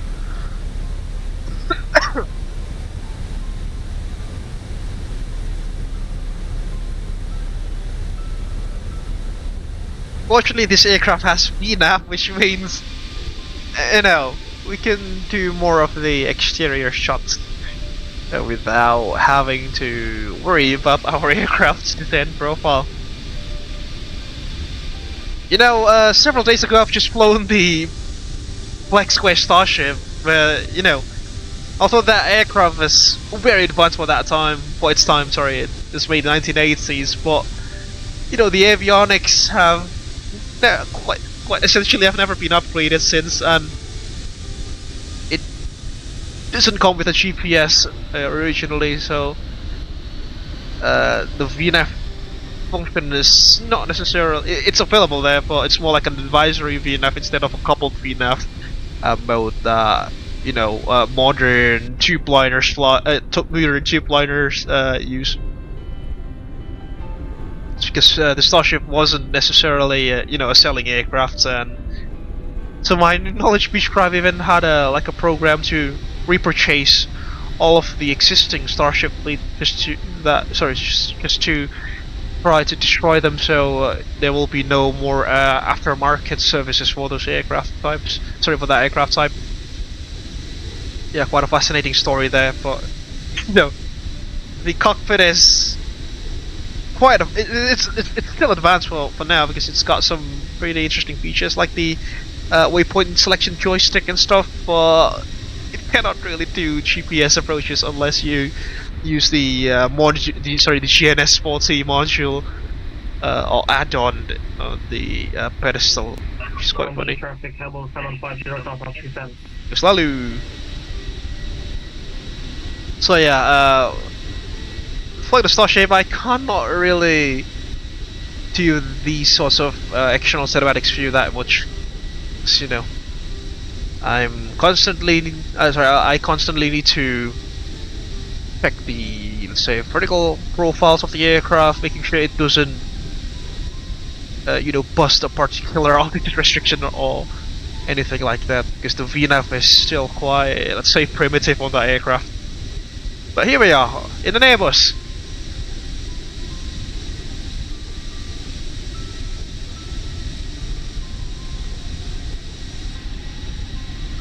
Spoiler alert, I have I have an Abel Jet executive livery set up already for the Starship, and also the flight factor, the flight effect Piaggio Avanti. So we might be doing some corporate aircraft streams in the near future. We've just flown next to an airport there, not necessarily familiar with that airport layout, unfortunately.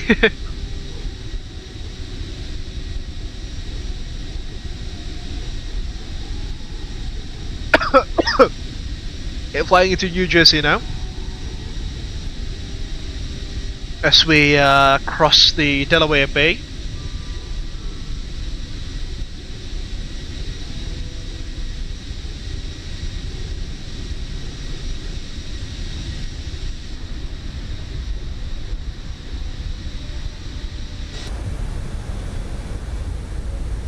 Still at 230. Yeah, still on profile for the time being.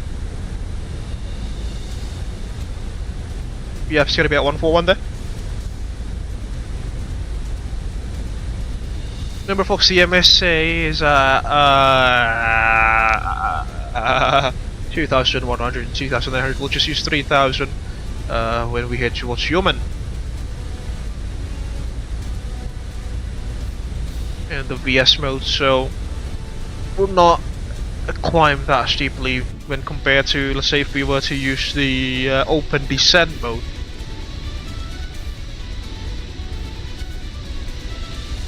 Flying over some farmlands now, as you can see. Oh, some stutters. Good lord.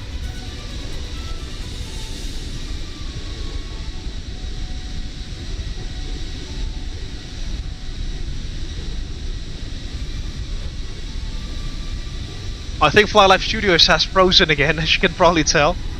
We just try to restart that thing.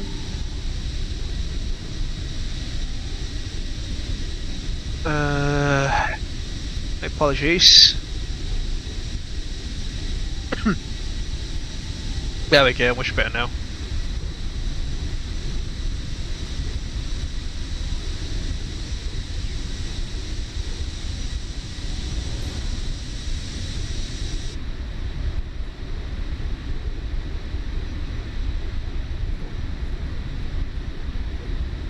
I think we've reached level 180 or something. Or approaching 220 still. At 180 we'll switch from the start.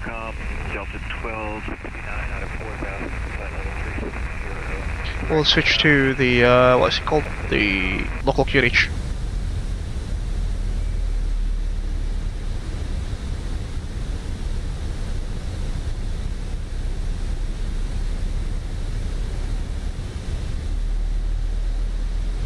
I don't know if you folks can hear that, but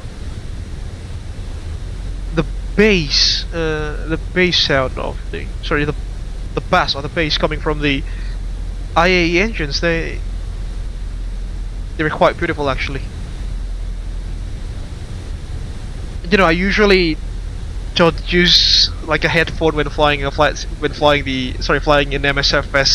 when not streaming, obviously, because you know, I just don't like the concept of wearing a cranial on top of my head for long periods of time. And when, you know, I'm just flying with speakers like that, the bass or the bass of the engines don't necessarily come out from the speakers, because, you know, I'm just I'm doing all of this just from a laptop. I don't necessarily have like a sound bar or a, what is it called?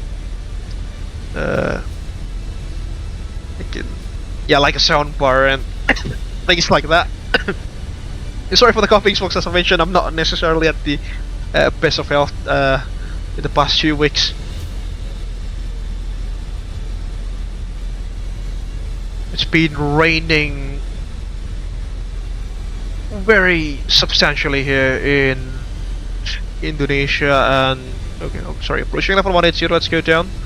110 for now. Switch to 3017. 3017.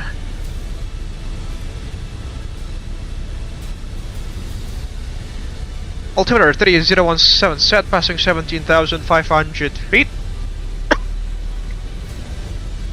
Checked on 1, 2, and 3. That's good. Do the approach checklist now. Bring the EFB back. Fully charged now. Oh, not you, not you. Pod brief. There we go. Approach checklist. Why don't I have 3017. Yeah, 3017. Seatbelts. Standing by for that. Stow you back to conserve FPS. Sorry. I might need to go to the lift just for like 30 seconds.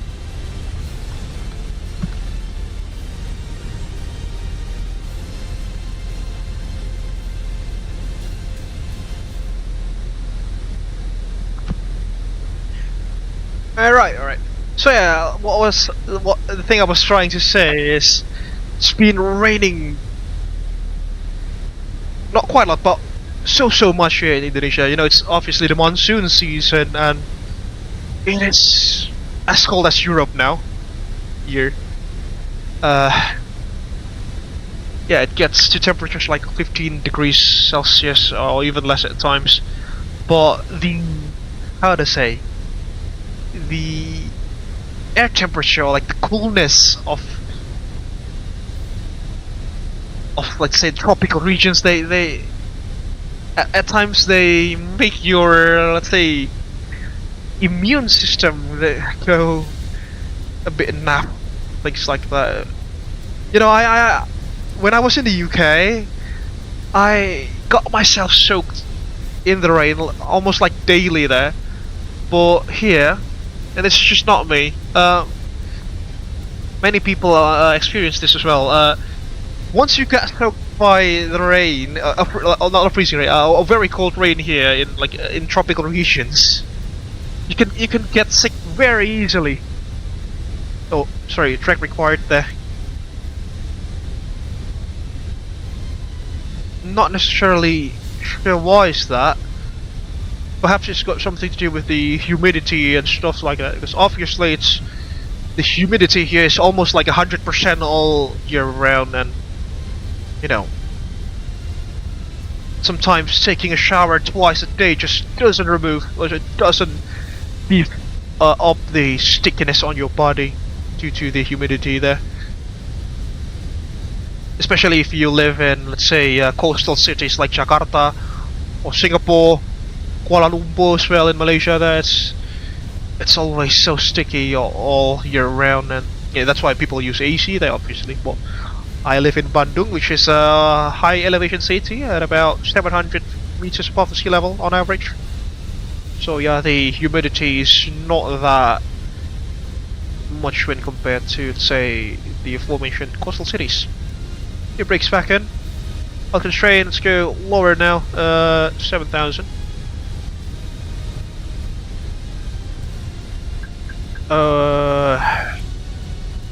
How far are we actually?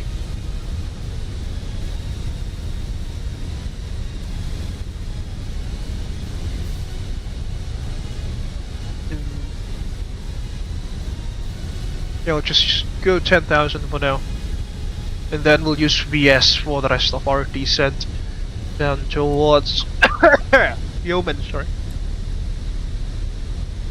Let's just pause the music now for our arrival, ladies and gentlemen. Got 10,000 feet now. That is correct. You go on. U2, belts obviously. TCAS set to above, which it's been left at above throughout the journey. Road checklist, please. Come on, iPad. Yeah, seatbelts on, minimums 252 feet, auto brakes on medium, engine mode selectors normal. Approach checklist is complete. Is there like an airplane mode for this thing or something like that? Oh, there we go, flight mode. Yeah. Completely forgot to do that. Let's go 7,000 now.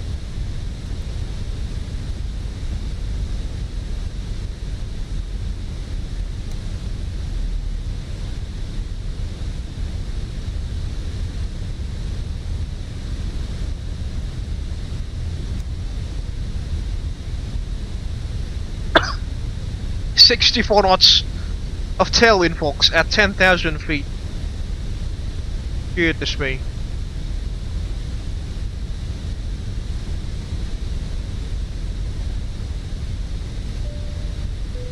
Cabin crew, 10 minutes to landing.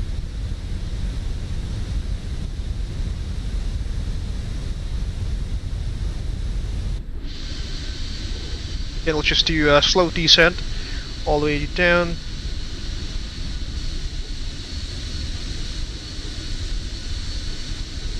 Sean Nguyen 77, hi! Hi there, hope you are enjoying the stream so far. Thank you very much for stopping by. I'm in winter storm watch now. Oh, that's interesting. So what are the activities associated with winter storm watch? Do you like report weather conditions to like a weather station, or like I'll say meteorological organization, like, or something like that? That's really interesting there, Sean Nguyen. Thank you for letting us know.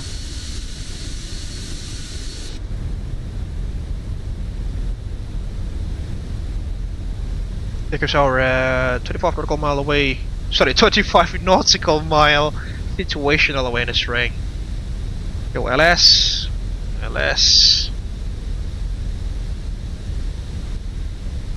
The same exact frequency as one of Soekarno-Hatta International Airport's ILS localizes in Jakarta.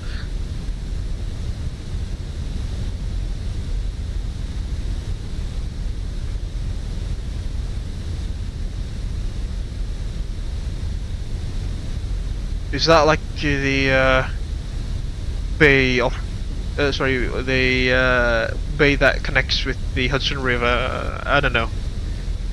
The infamous Hudson River, folks. Oh yeah, Lower New York Bay, that is, according to VATSIM radar. Happens to, connect to the Hudson River. But that is the ground frequency, but at JFK again, unfortunately. But you know, as I've mentioned, this is... it's Monday morning in America, in the good old US of A. People are going to work at this hour, or school, or university.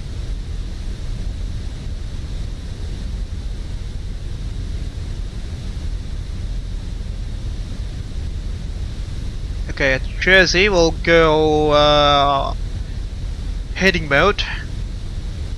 We'll fly on a heading off about 080 degrees, and then we'll do a left hand pattern to join the ILS approach into runway 22. Oh, completely forgot to switch to seat taft there. Sorry.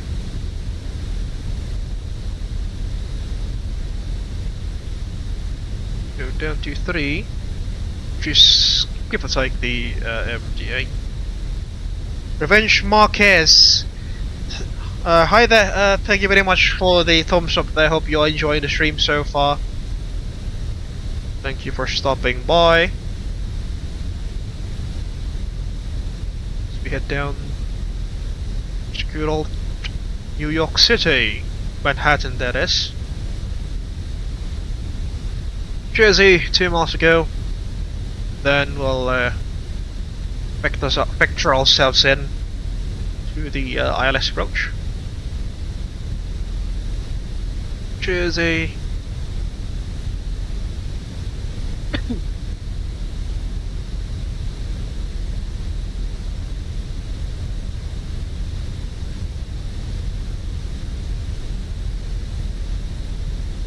Do we have any speed restrictions actually? Let's see, forgot to check for that. No, so far. Alright, that is good. Right, passing Jersey now. Let's go heading select.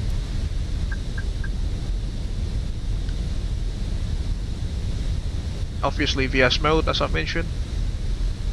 Well, let's just use heading 070 for now. Minus 500 feet per minute will do. Time being.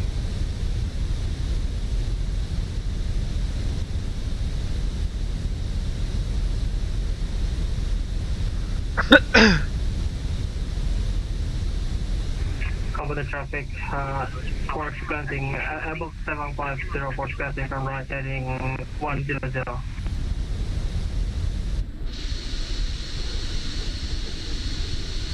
The frame rate is slowly dropping now as we approach New York City, or the state of New York itself.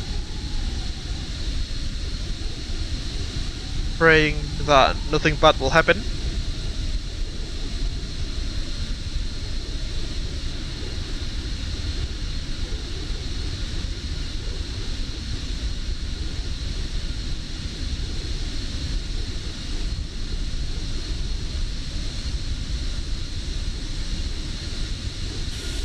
That's 3 hours into the stream.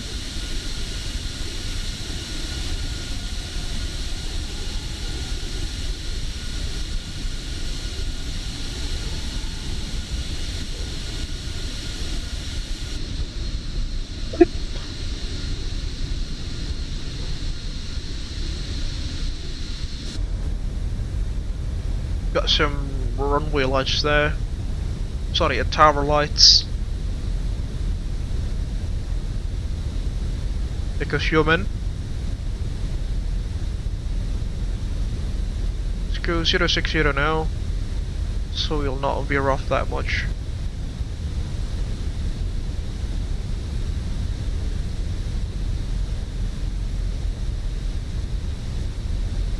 And I suppose that's Long Island or something like that. Manhattan, folks, in the distance. Freedom Tower. This is being done at medium graphical settings with photogrammetry on and also Rex Outpost enabled. Traffic. Oh, what was that? Yeah. Traffic, where is it?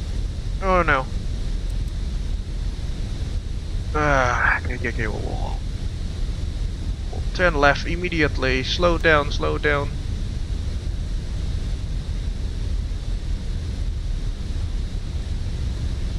Come on. Whoa. Slow down. That was close. See, the airspace is very busy here. Got lots of traffic here and there.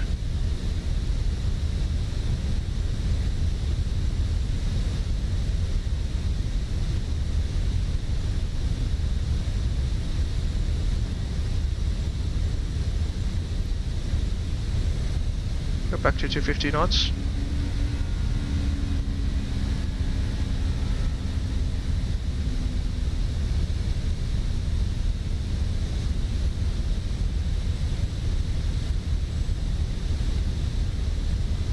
Hopefully your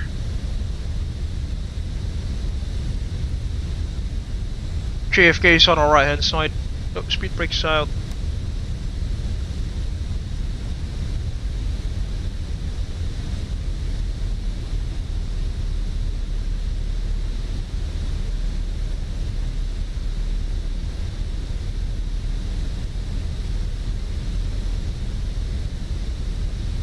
Oh, we are overflying JFK, folks. Not necessarily overflying. Traffic, just be advised, do not deviate from the start until crossing Proud to remain clear of conflict of Kennedy traffic.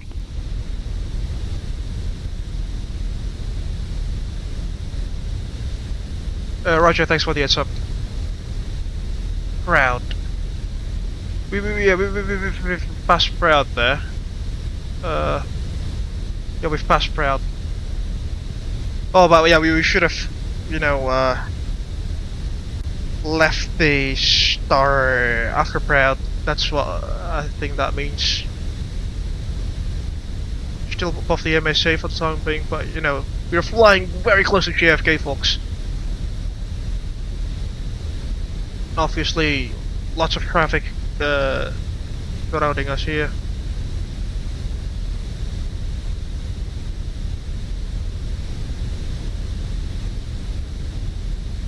Yeah, I should have selected the airport mode there. So, you know, we are more aware of our situational awareness, shall I say. Okay, India uniform unit Delta checked on 1-2. Get to com 1.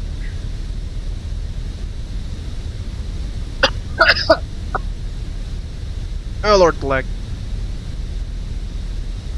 That's Manhattan again. We'll be heading towards there. Close to there, momentarily. So reduce our vertical speed. Minus 300 feet per minute for now will do.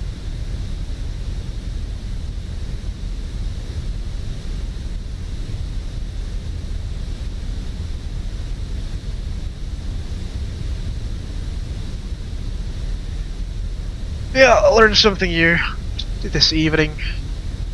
Again, thank you very much, Jim Window, for letting us know there.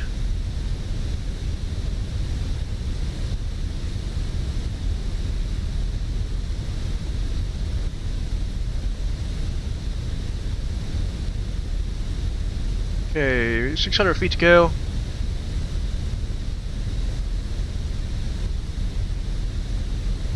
When we are perpendicular to Yemen, we'll activate the approach phase of the FMC. Take a look at that side slip angle also, folks. The winds are quite strong at these altitudes for the time being.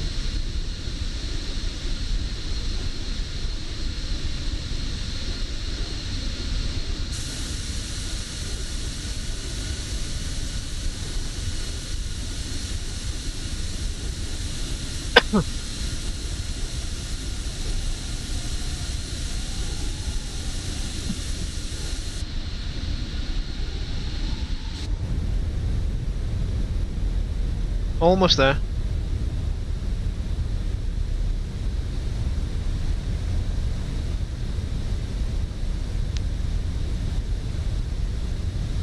Let's check that we are indeed in the correct frequency. Yes, we are. LaGuardia traffic, Platinum 553 on the left downwind for an ILS approach into runway 22. LaGuardia traffic. Still hard at profile. No, approach mode has been activated automatically there, as you can see. Alt star 3000. On the clean speed now.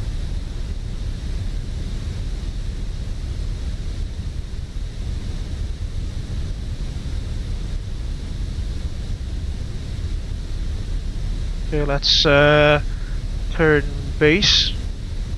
Flaps 1 speed check, flaps 1 please.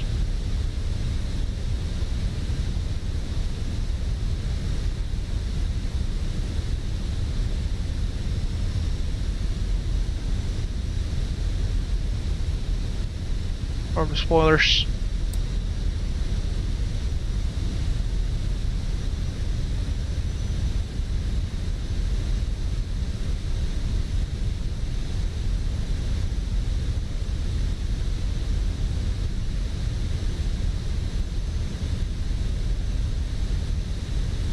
Two.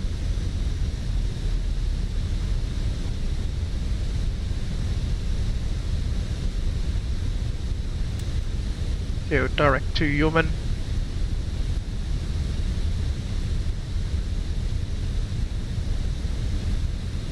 Nav.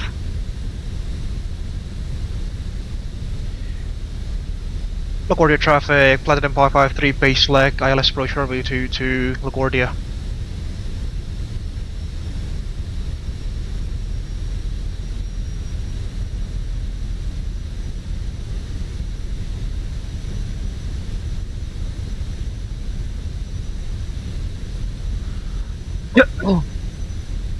Okay, we are low on profile, which is good. and still beneath, sorry, still above the MSA, which is also a good thing. Some towers there.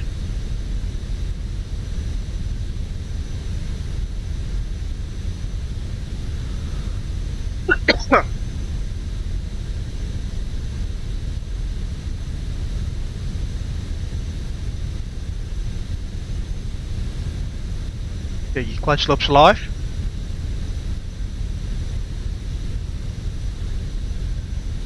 Localizers also alive.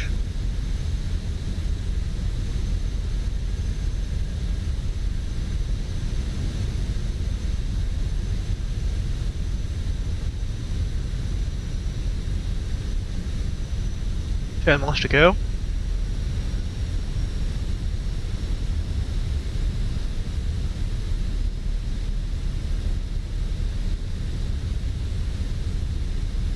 Push mode. AP2. Locks.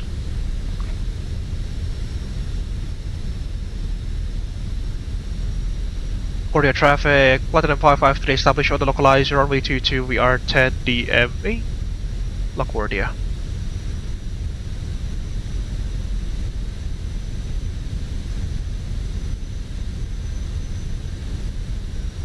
GS star.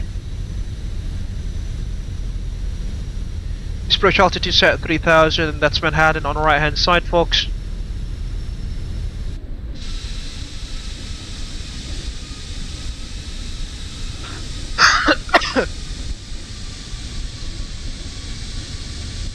Almost down.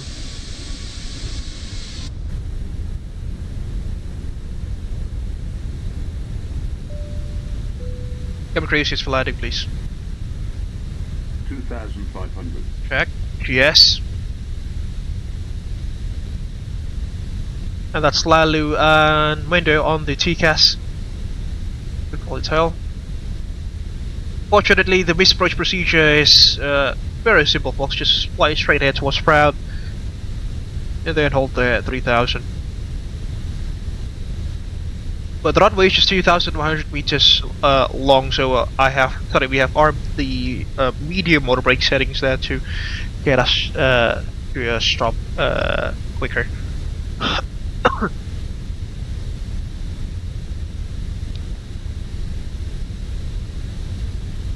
Take a look at those towering buildings there in downtown Manhattan. I don't necessarily want to zoom there. I don't want to sacrifice my frame rates at these critical phases of flight.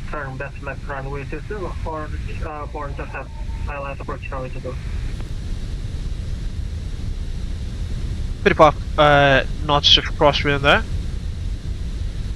12 miles is coming down. Flaps full for landing, please.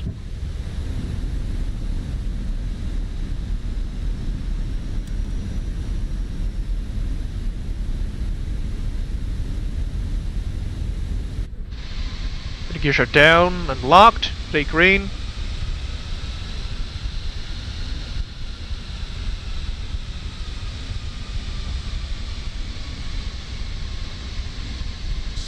LaGuardia traffic, American 1060. KMO, landing no blue. Landing check is complete. 11 miles to the east of the field on the left downwind runway 22 LaGuardia.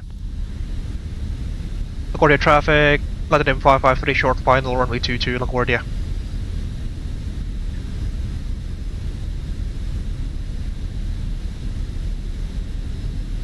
Pretty knots of crosswind now. Fortunately it's crosswind with the headwind component, which means our ground speed is actually lower there, which will help us to, slow down the aircraft much earlier.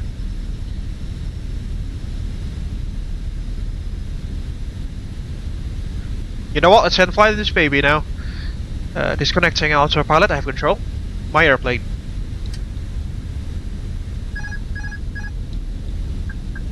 Jet 1.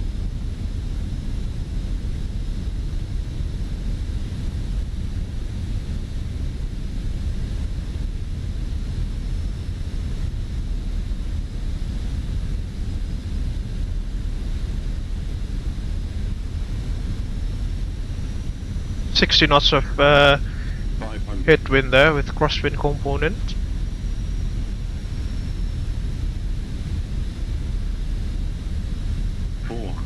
Check. Be high. 100 above. 300. Minimum. Continuing. 200.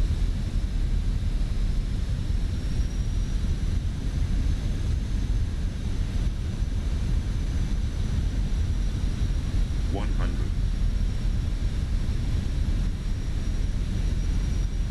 50. 40. 30. 20. Retard. 5. Down, swallows. Reverse screen. Accelerating.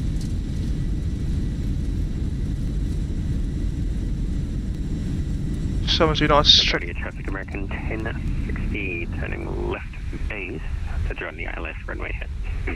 Auto brake off. Yeah, there we go. And I think, yeah, I'll talk about that later. Let's vacate the runway first.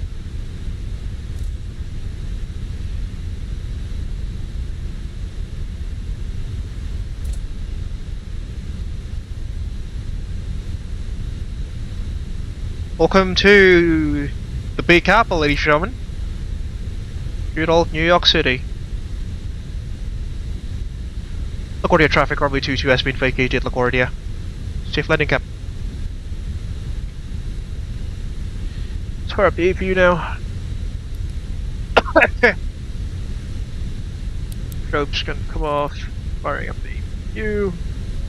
Do the after letting procedure first, then I'll talk about what I was trying to tell you folks about. What? In the actual... Oh! Sorry. Again. My silliness. That's up. Stop the chrono. After letting procedure, please. Or checklist, rather. After letting checks, radar and predictive feature systems off. After letting checklist is complete. So yeah, what was sorry? The thing that I was trying to say is, I thought I have installed a custom freeware scenery for LaGuardia that I found from FlightSim.to earlier today, but somehow, you can see, these are stock buildings. Or perhaps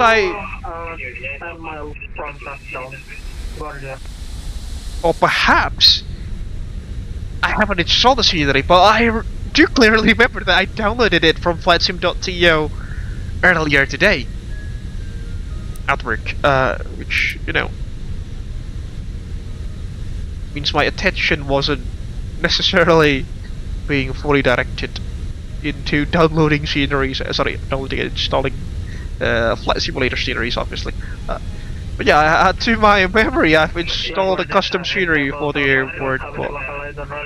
Oh no, that's not good, folks. That's just a stock building. Those are just stock buildings, unfortunately. My apologies for that, ladies and gentlemen. But you know, I've lived through Wise Flight Simulator, and I still do fly in Wise Flight Simulator, and the stock buildings in MSFS, they are definitely still, you know, acceptable. So as the stock buildings in Wise Flight. Okay, let's try to maybe turn right here. Oh lord. Suddenly a lag spike when the camera pans towards downtown NYC. Okay. Just stop here for a second, so I don't have a custom scenery by the looks of it. Yeah, we are on the right path, give or take. Let's just go there and then join one of the available parking spots. Stock parking spots.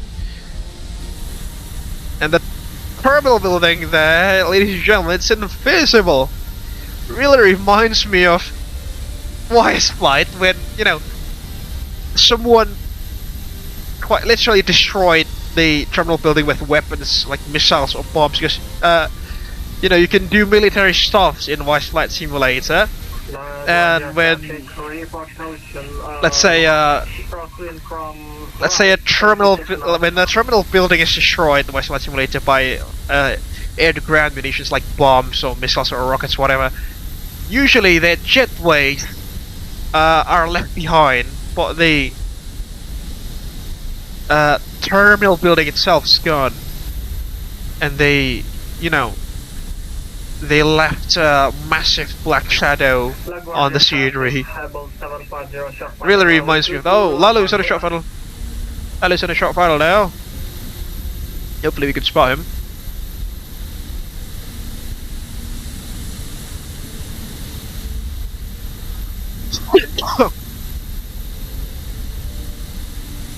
What was our landing rate actually? Minus 156 feet per minute. Yeah, not bad at all. Still acceptable, that is. Okay, we'll turn right here, and you know, we'll just park ourselves on the on the parking spot with an actual terminal building.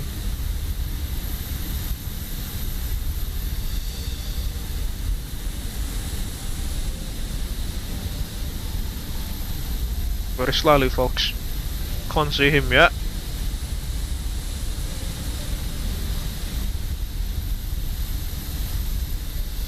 Maybe that's because of the LOD settings that I've lowered. LaGuardia traffic, American 1060, fully step the starting list, runway 22, 10 mile final, LaGuardia. Let's park ourselves somewhere on there.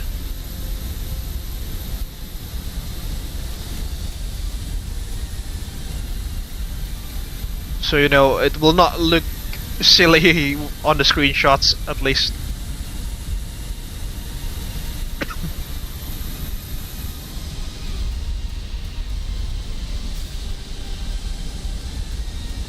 Still no signs of Lalu, but then again this is likely due to my LOD settings that I've lowered before landing.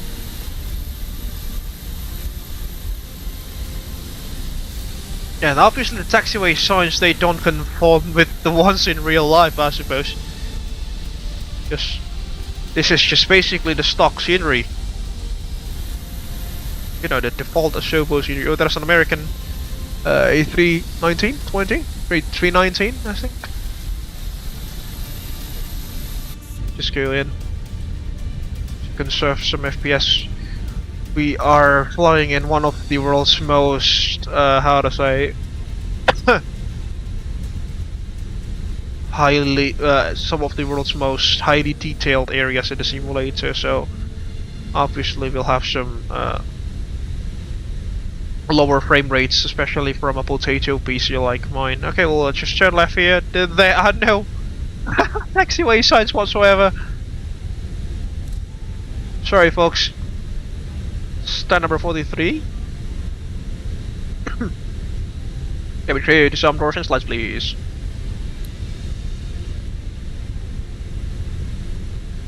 Yeah, we'll just stop here, shall we? Give or take.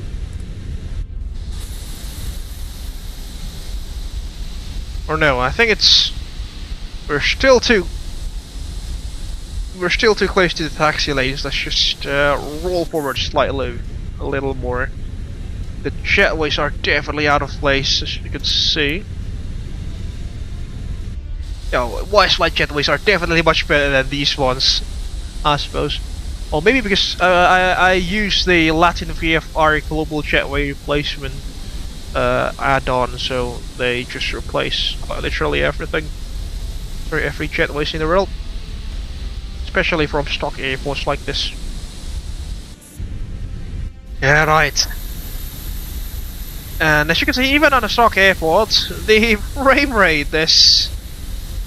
Yeah, it's not great. Traffic runway 27 packages LaGuardia and report right crosswind, crossing from right 15 knots.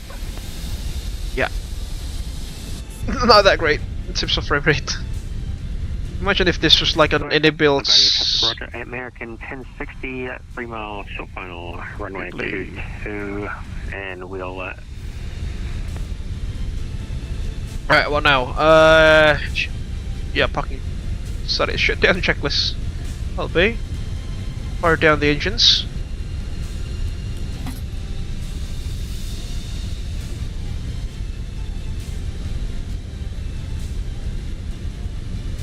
The brake pan. Oh no. Do one like this evening, folks. I'm actually quite tired now. Alright, shut down, or parking checklist rather. Yeah. Yes, please.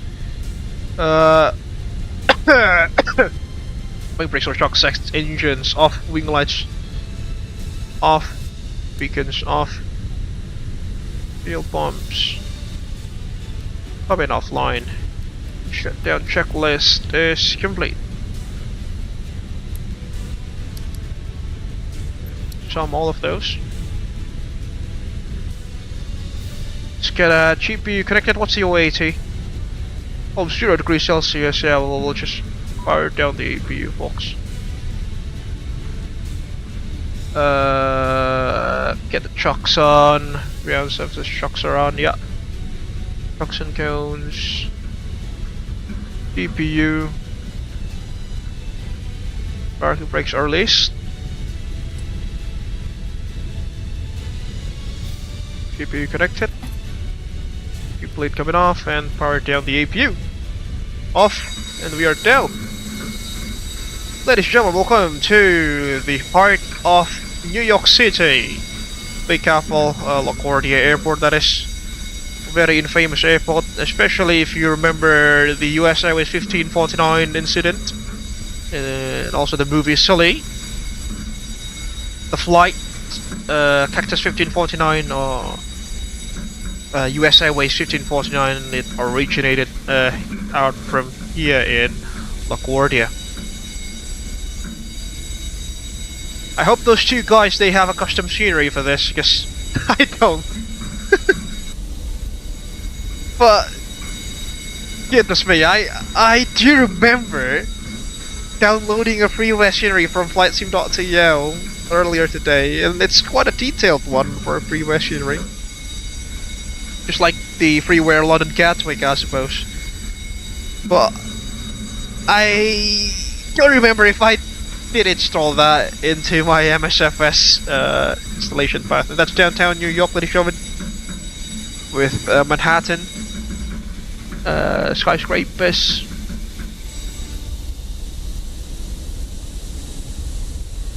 And that's Lalu. Sorry. LaGuardia traffic, American 1060, clear runway 22 at Charlie, Texas, stand 29 at VM, Bravo and Juliet, LaGuardia. Yeah, by the looks of it, they have the correct scenery.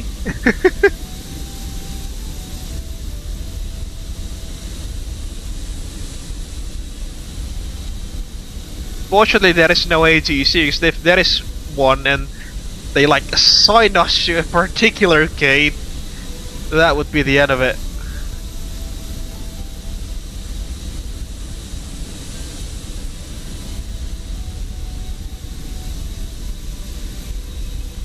Because our APU shooting down.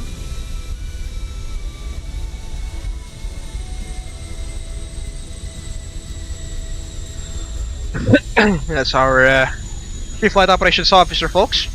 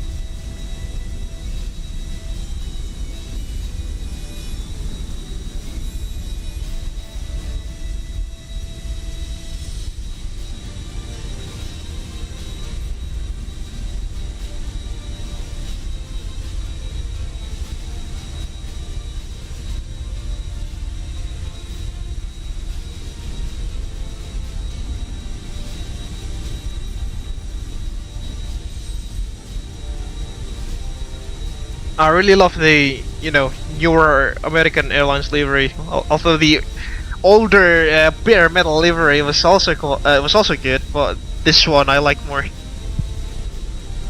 I like it more, folks.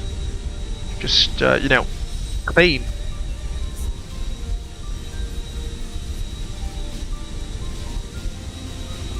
It's been like more than 10 years this livery. 2013 or 2014 when it was first introduced to my memory. There goes Lalu.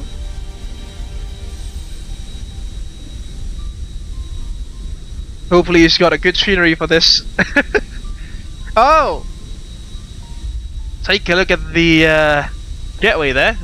It's yeah, it's violated us, unfortunately. Sorry, folks. I really thought I have installed a custom scenery for KLGA, but doesn't appear to be so. Let me just check on my downloads folder. You see? KLGA full airport FS20. I've downloaded that, but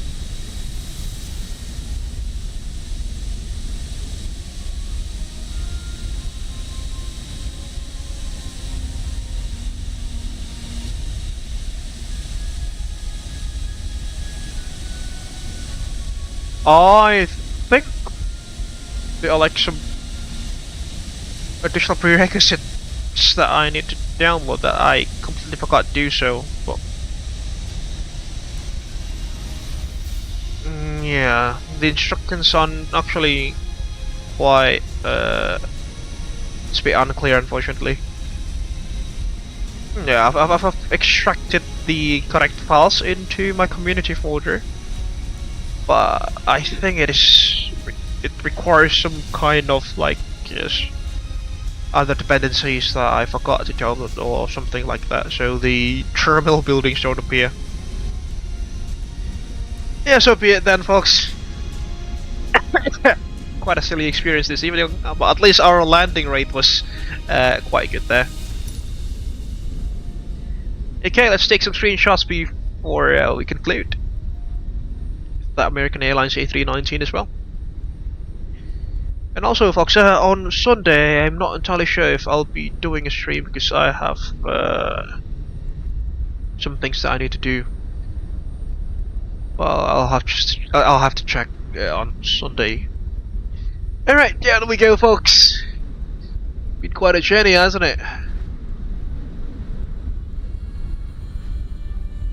Ah, silly me! I completely forgot to extract the scenery file into into my MSFS community folder.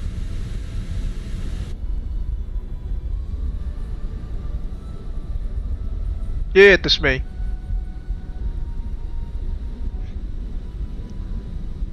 Oh, take a look at that. And as I mentioned, this part of the terminal really sorry. It really looks like something out of YS Flight, isn't it?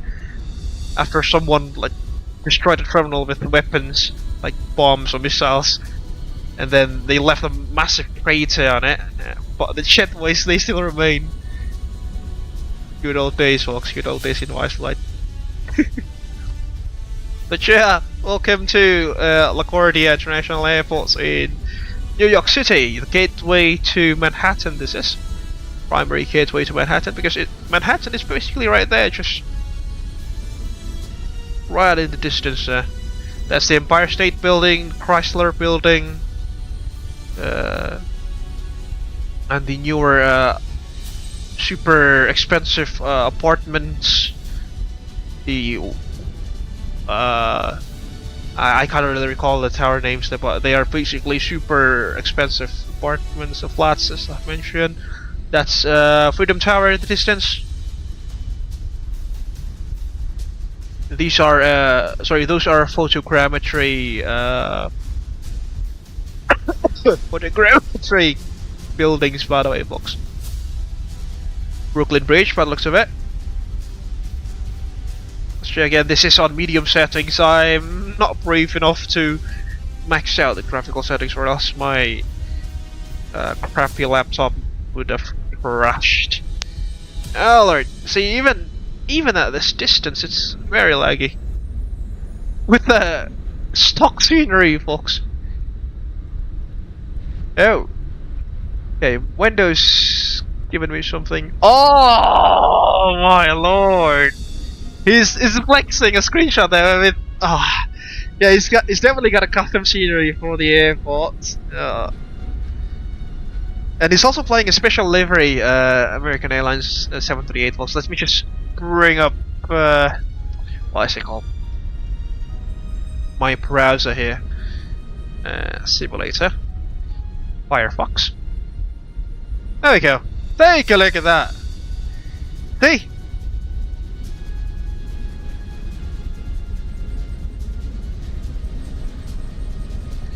I don't know if that's like any builds or the freeway one from FlightSim.eu, but yeah, take a look at that screenshot, folks. That's just beautiful.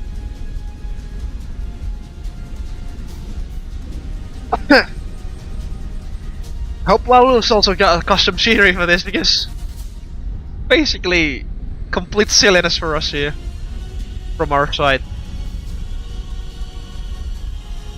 Okay, I've got some screenshots now.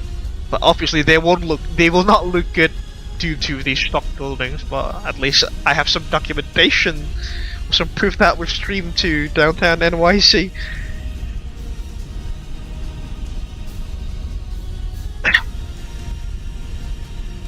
Yeah, right folks,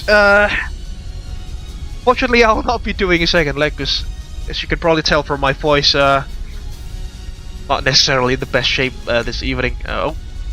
Someone texted me again, can be either Lally or Window. Another screenshot, folks. This is flexing lots of stuff. Evening. Window. Come on. Why can't I copy this?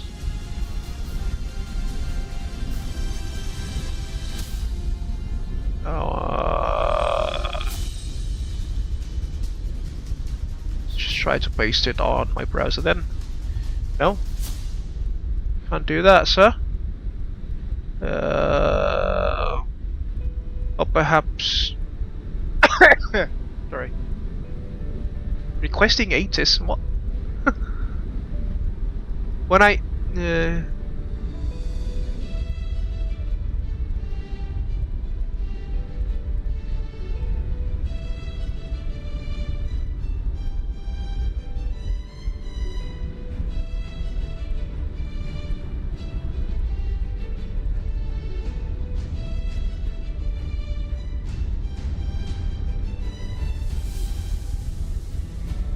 Okay, there we go.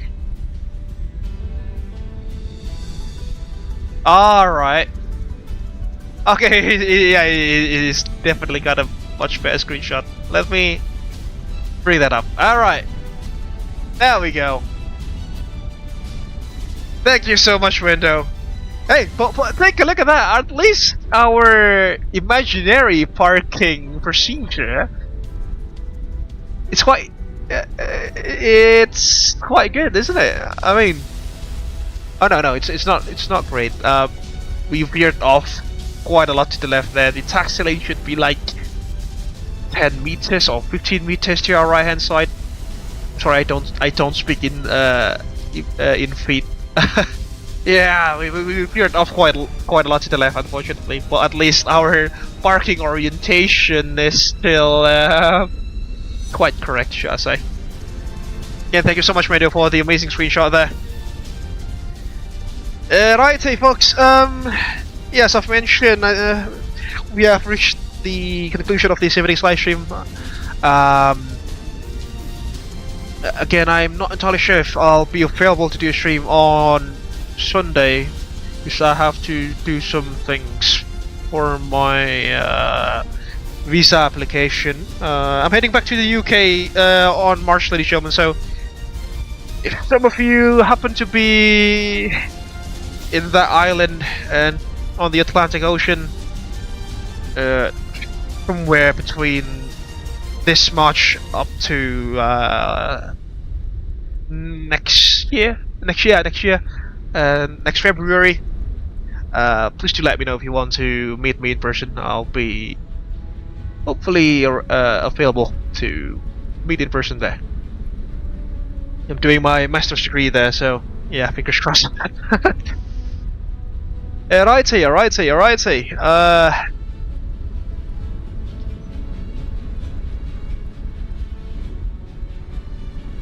With that, folks, I think we can officially conclude this evening's live stream. Sorry, we can slowly start to conclude this evening's live stream. Start to conclude.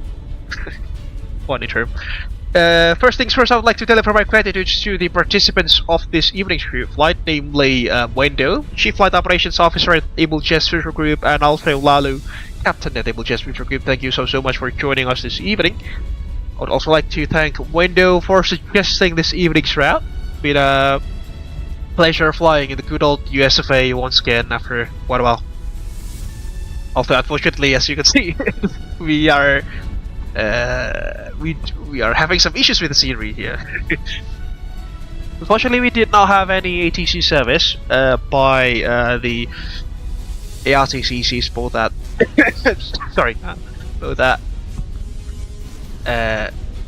Charlotte and New York, but you know, it is very understandable because it's Monday morning in the USA and people are again going to work and school, college, university, wherever they go.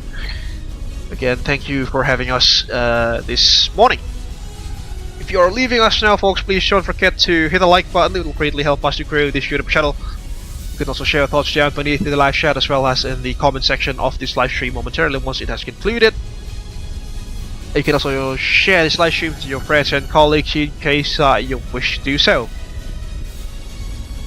In case that you haven't done so, folks, please also kindly subscribe to the Abel Jets Virtual Group YouTube channel for free, and don't forget to ring the bell just right next to the subscribe button. Sorry. So you will not miss any future contents that we will make in this YouTube channel. If you want to support us financially, you can also head over to our Social Pass page at www.socialpass.com/AbelJetsGroup, or alternatively, you can also scan the QR code that is available on the left hand side of the live stream. And any amount of financial donation is greatly appreciated. Some perks of being a financial sponsor to the Abel Jets Virtual Group YouTube channel and the virtual airline group itself includes your names being listed on the running text beneath and some other perks that you can check for yourselves. Again, at our Social Pass page at www.socialpass.com/AbelJetsGroup, or through the QR code that is available on the left hand side of the live stream. With that, folks, I think we could conclude this evening's live stream. Thank you so much for watching. Stay tuned in our YouTube channel for our next adventures in the White Blue Skies together. Hopefully this Sunday, yeah, I'll have to make sure first if I am free. If I am, then I'll obviously let you know through the YouTube channel itself and our Discord server, which I have provided the invite link on the description of this live stream in case that you folks want to join the server there. Again, thank you so much to Wendo and Lalo for flying along. Hope to see you guys in the next one real soon, hopefully. Stay healthy to two of you. Yeah, that's basically it. This is Racing Falcon, ladies and gentlemen, from Abel Jets Virtual Group starting out. Thank you very much for keeping our dreams aloft. And we shall see you guys hopefully in the next one, not long from now. Take care and good night. Or good morning, depending on where you live. Bye-bye!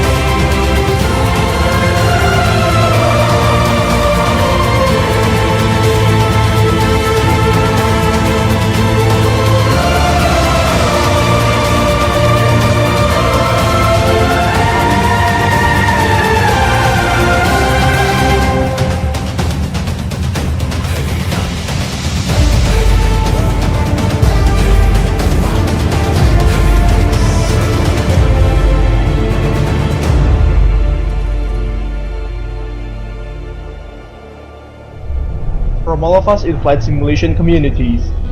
We are wishing Abel Jets Group Happy 10th anniversary. Happy 10th anniversary.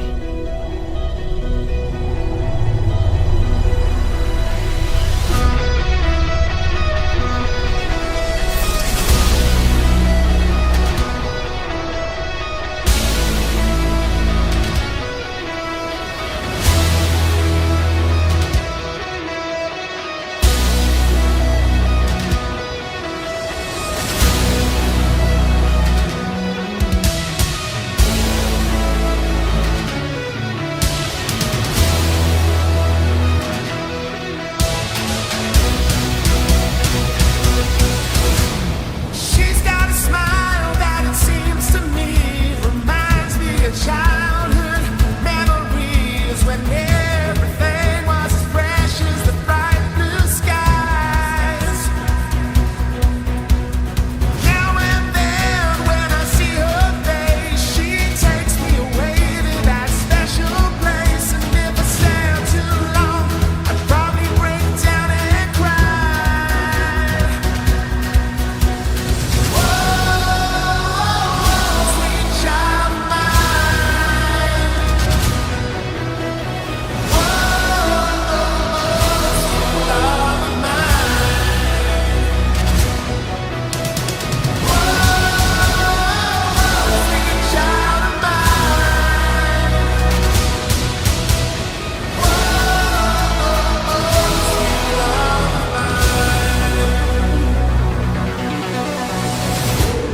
Thank you for keeping our dreams aloft. Here's to another 10 years of making progress to connect the world. To the skies, stars, and what lie above all of them. Our real journey has just begun.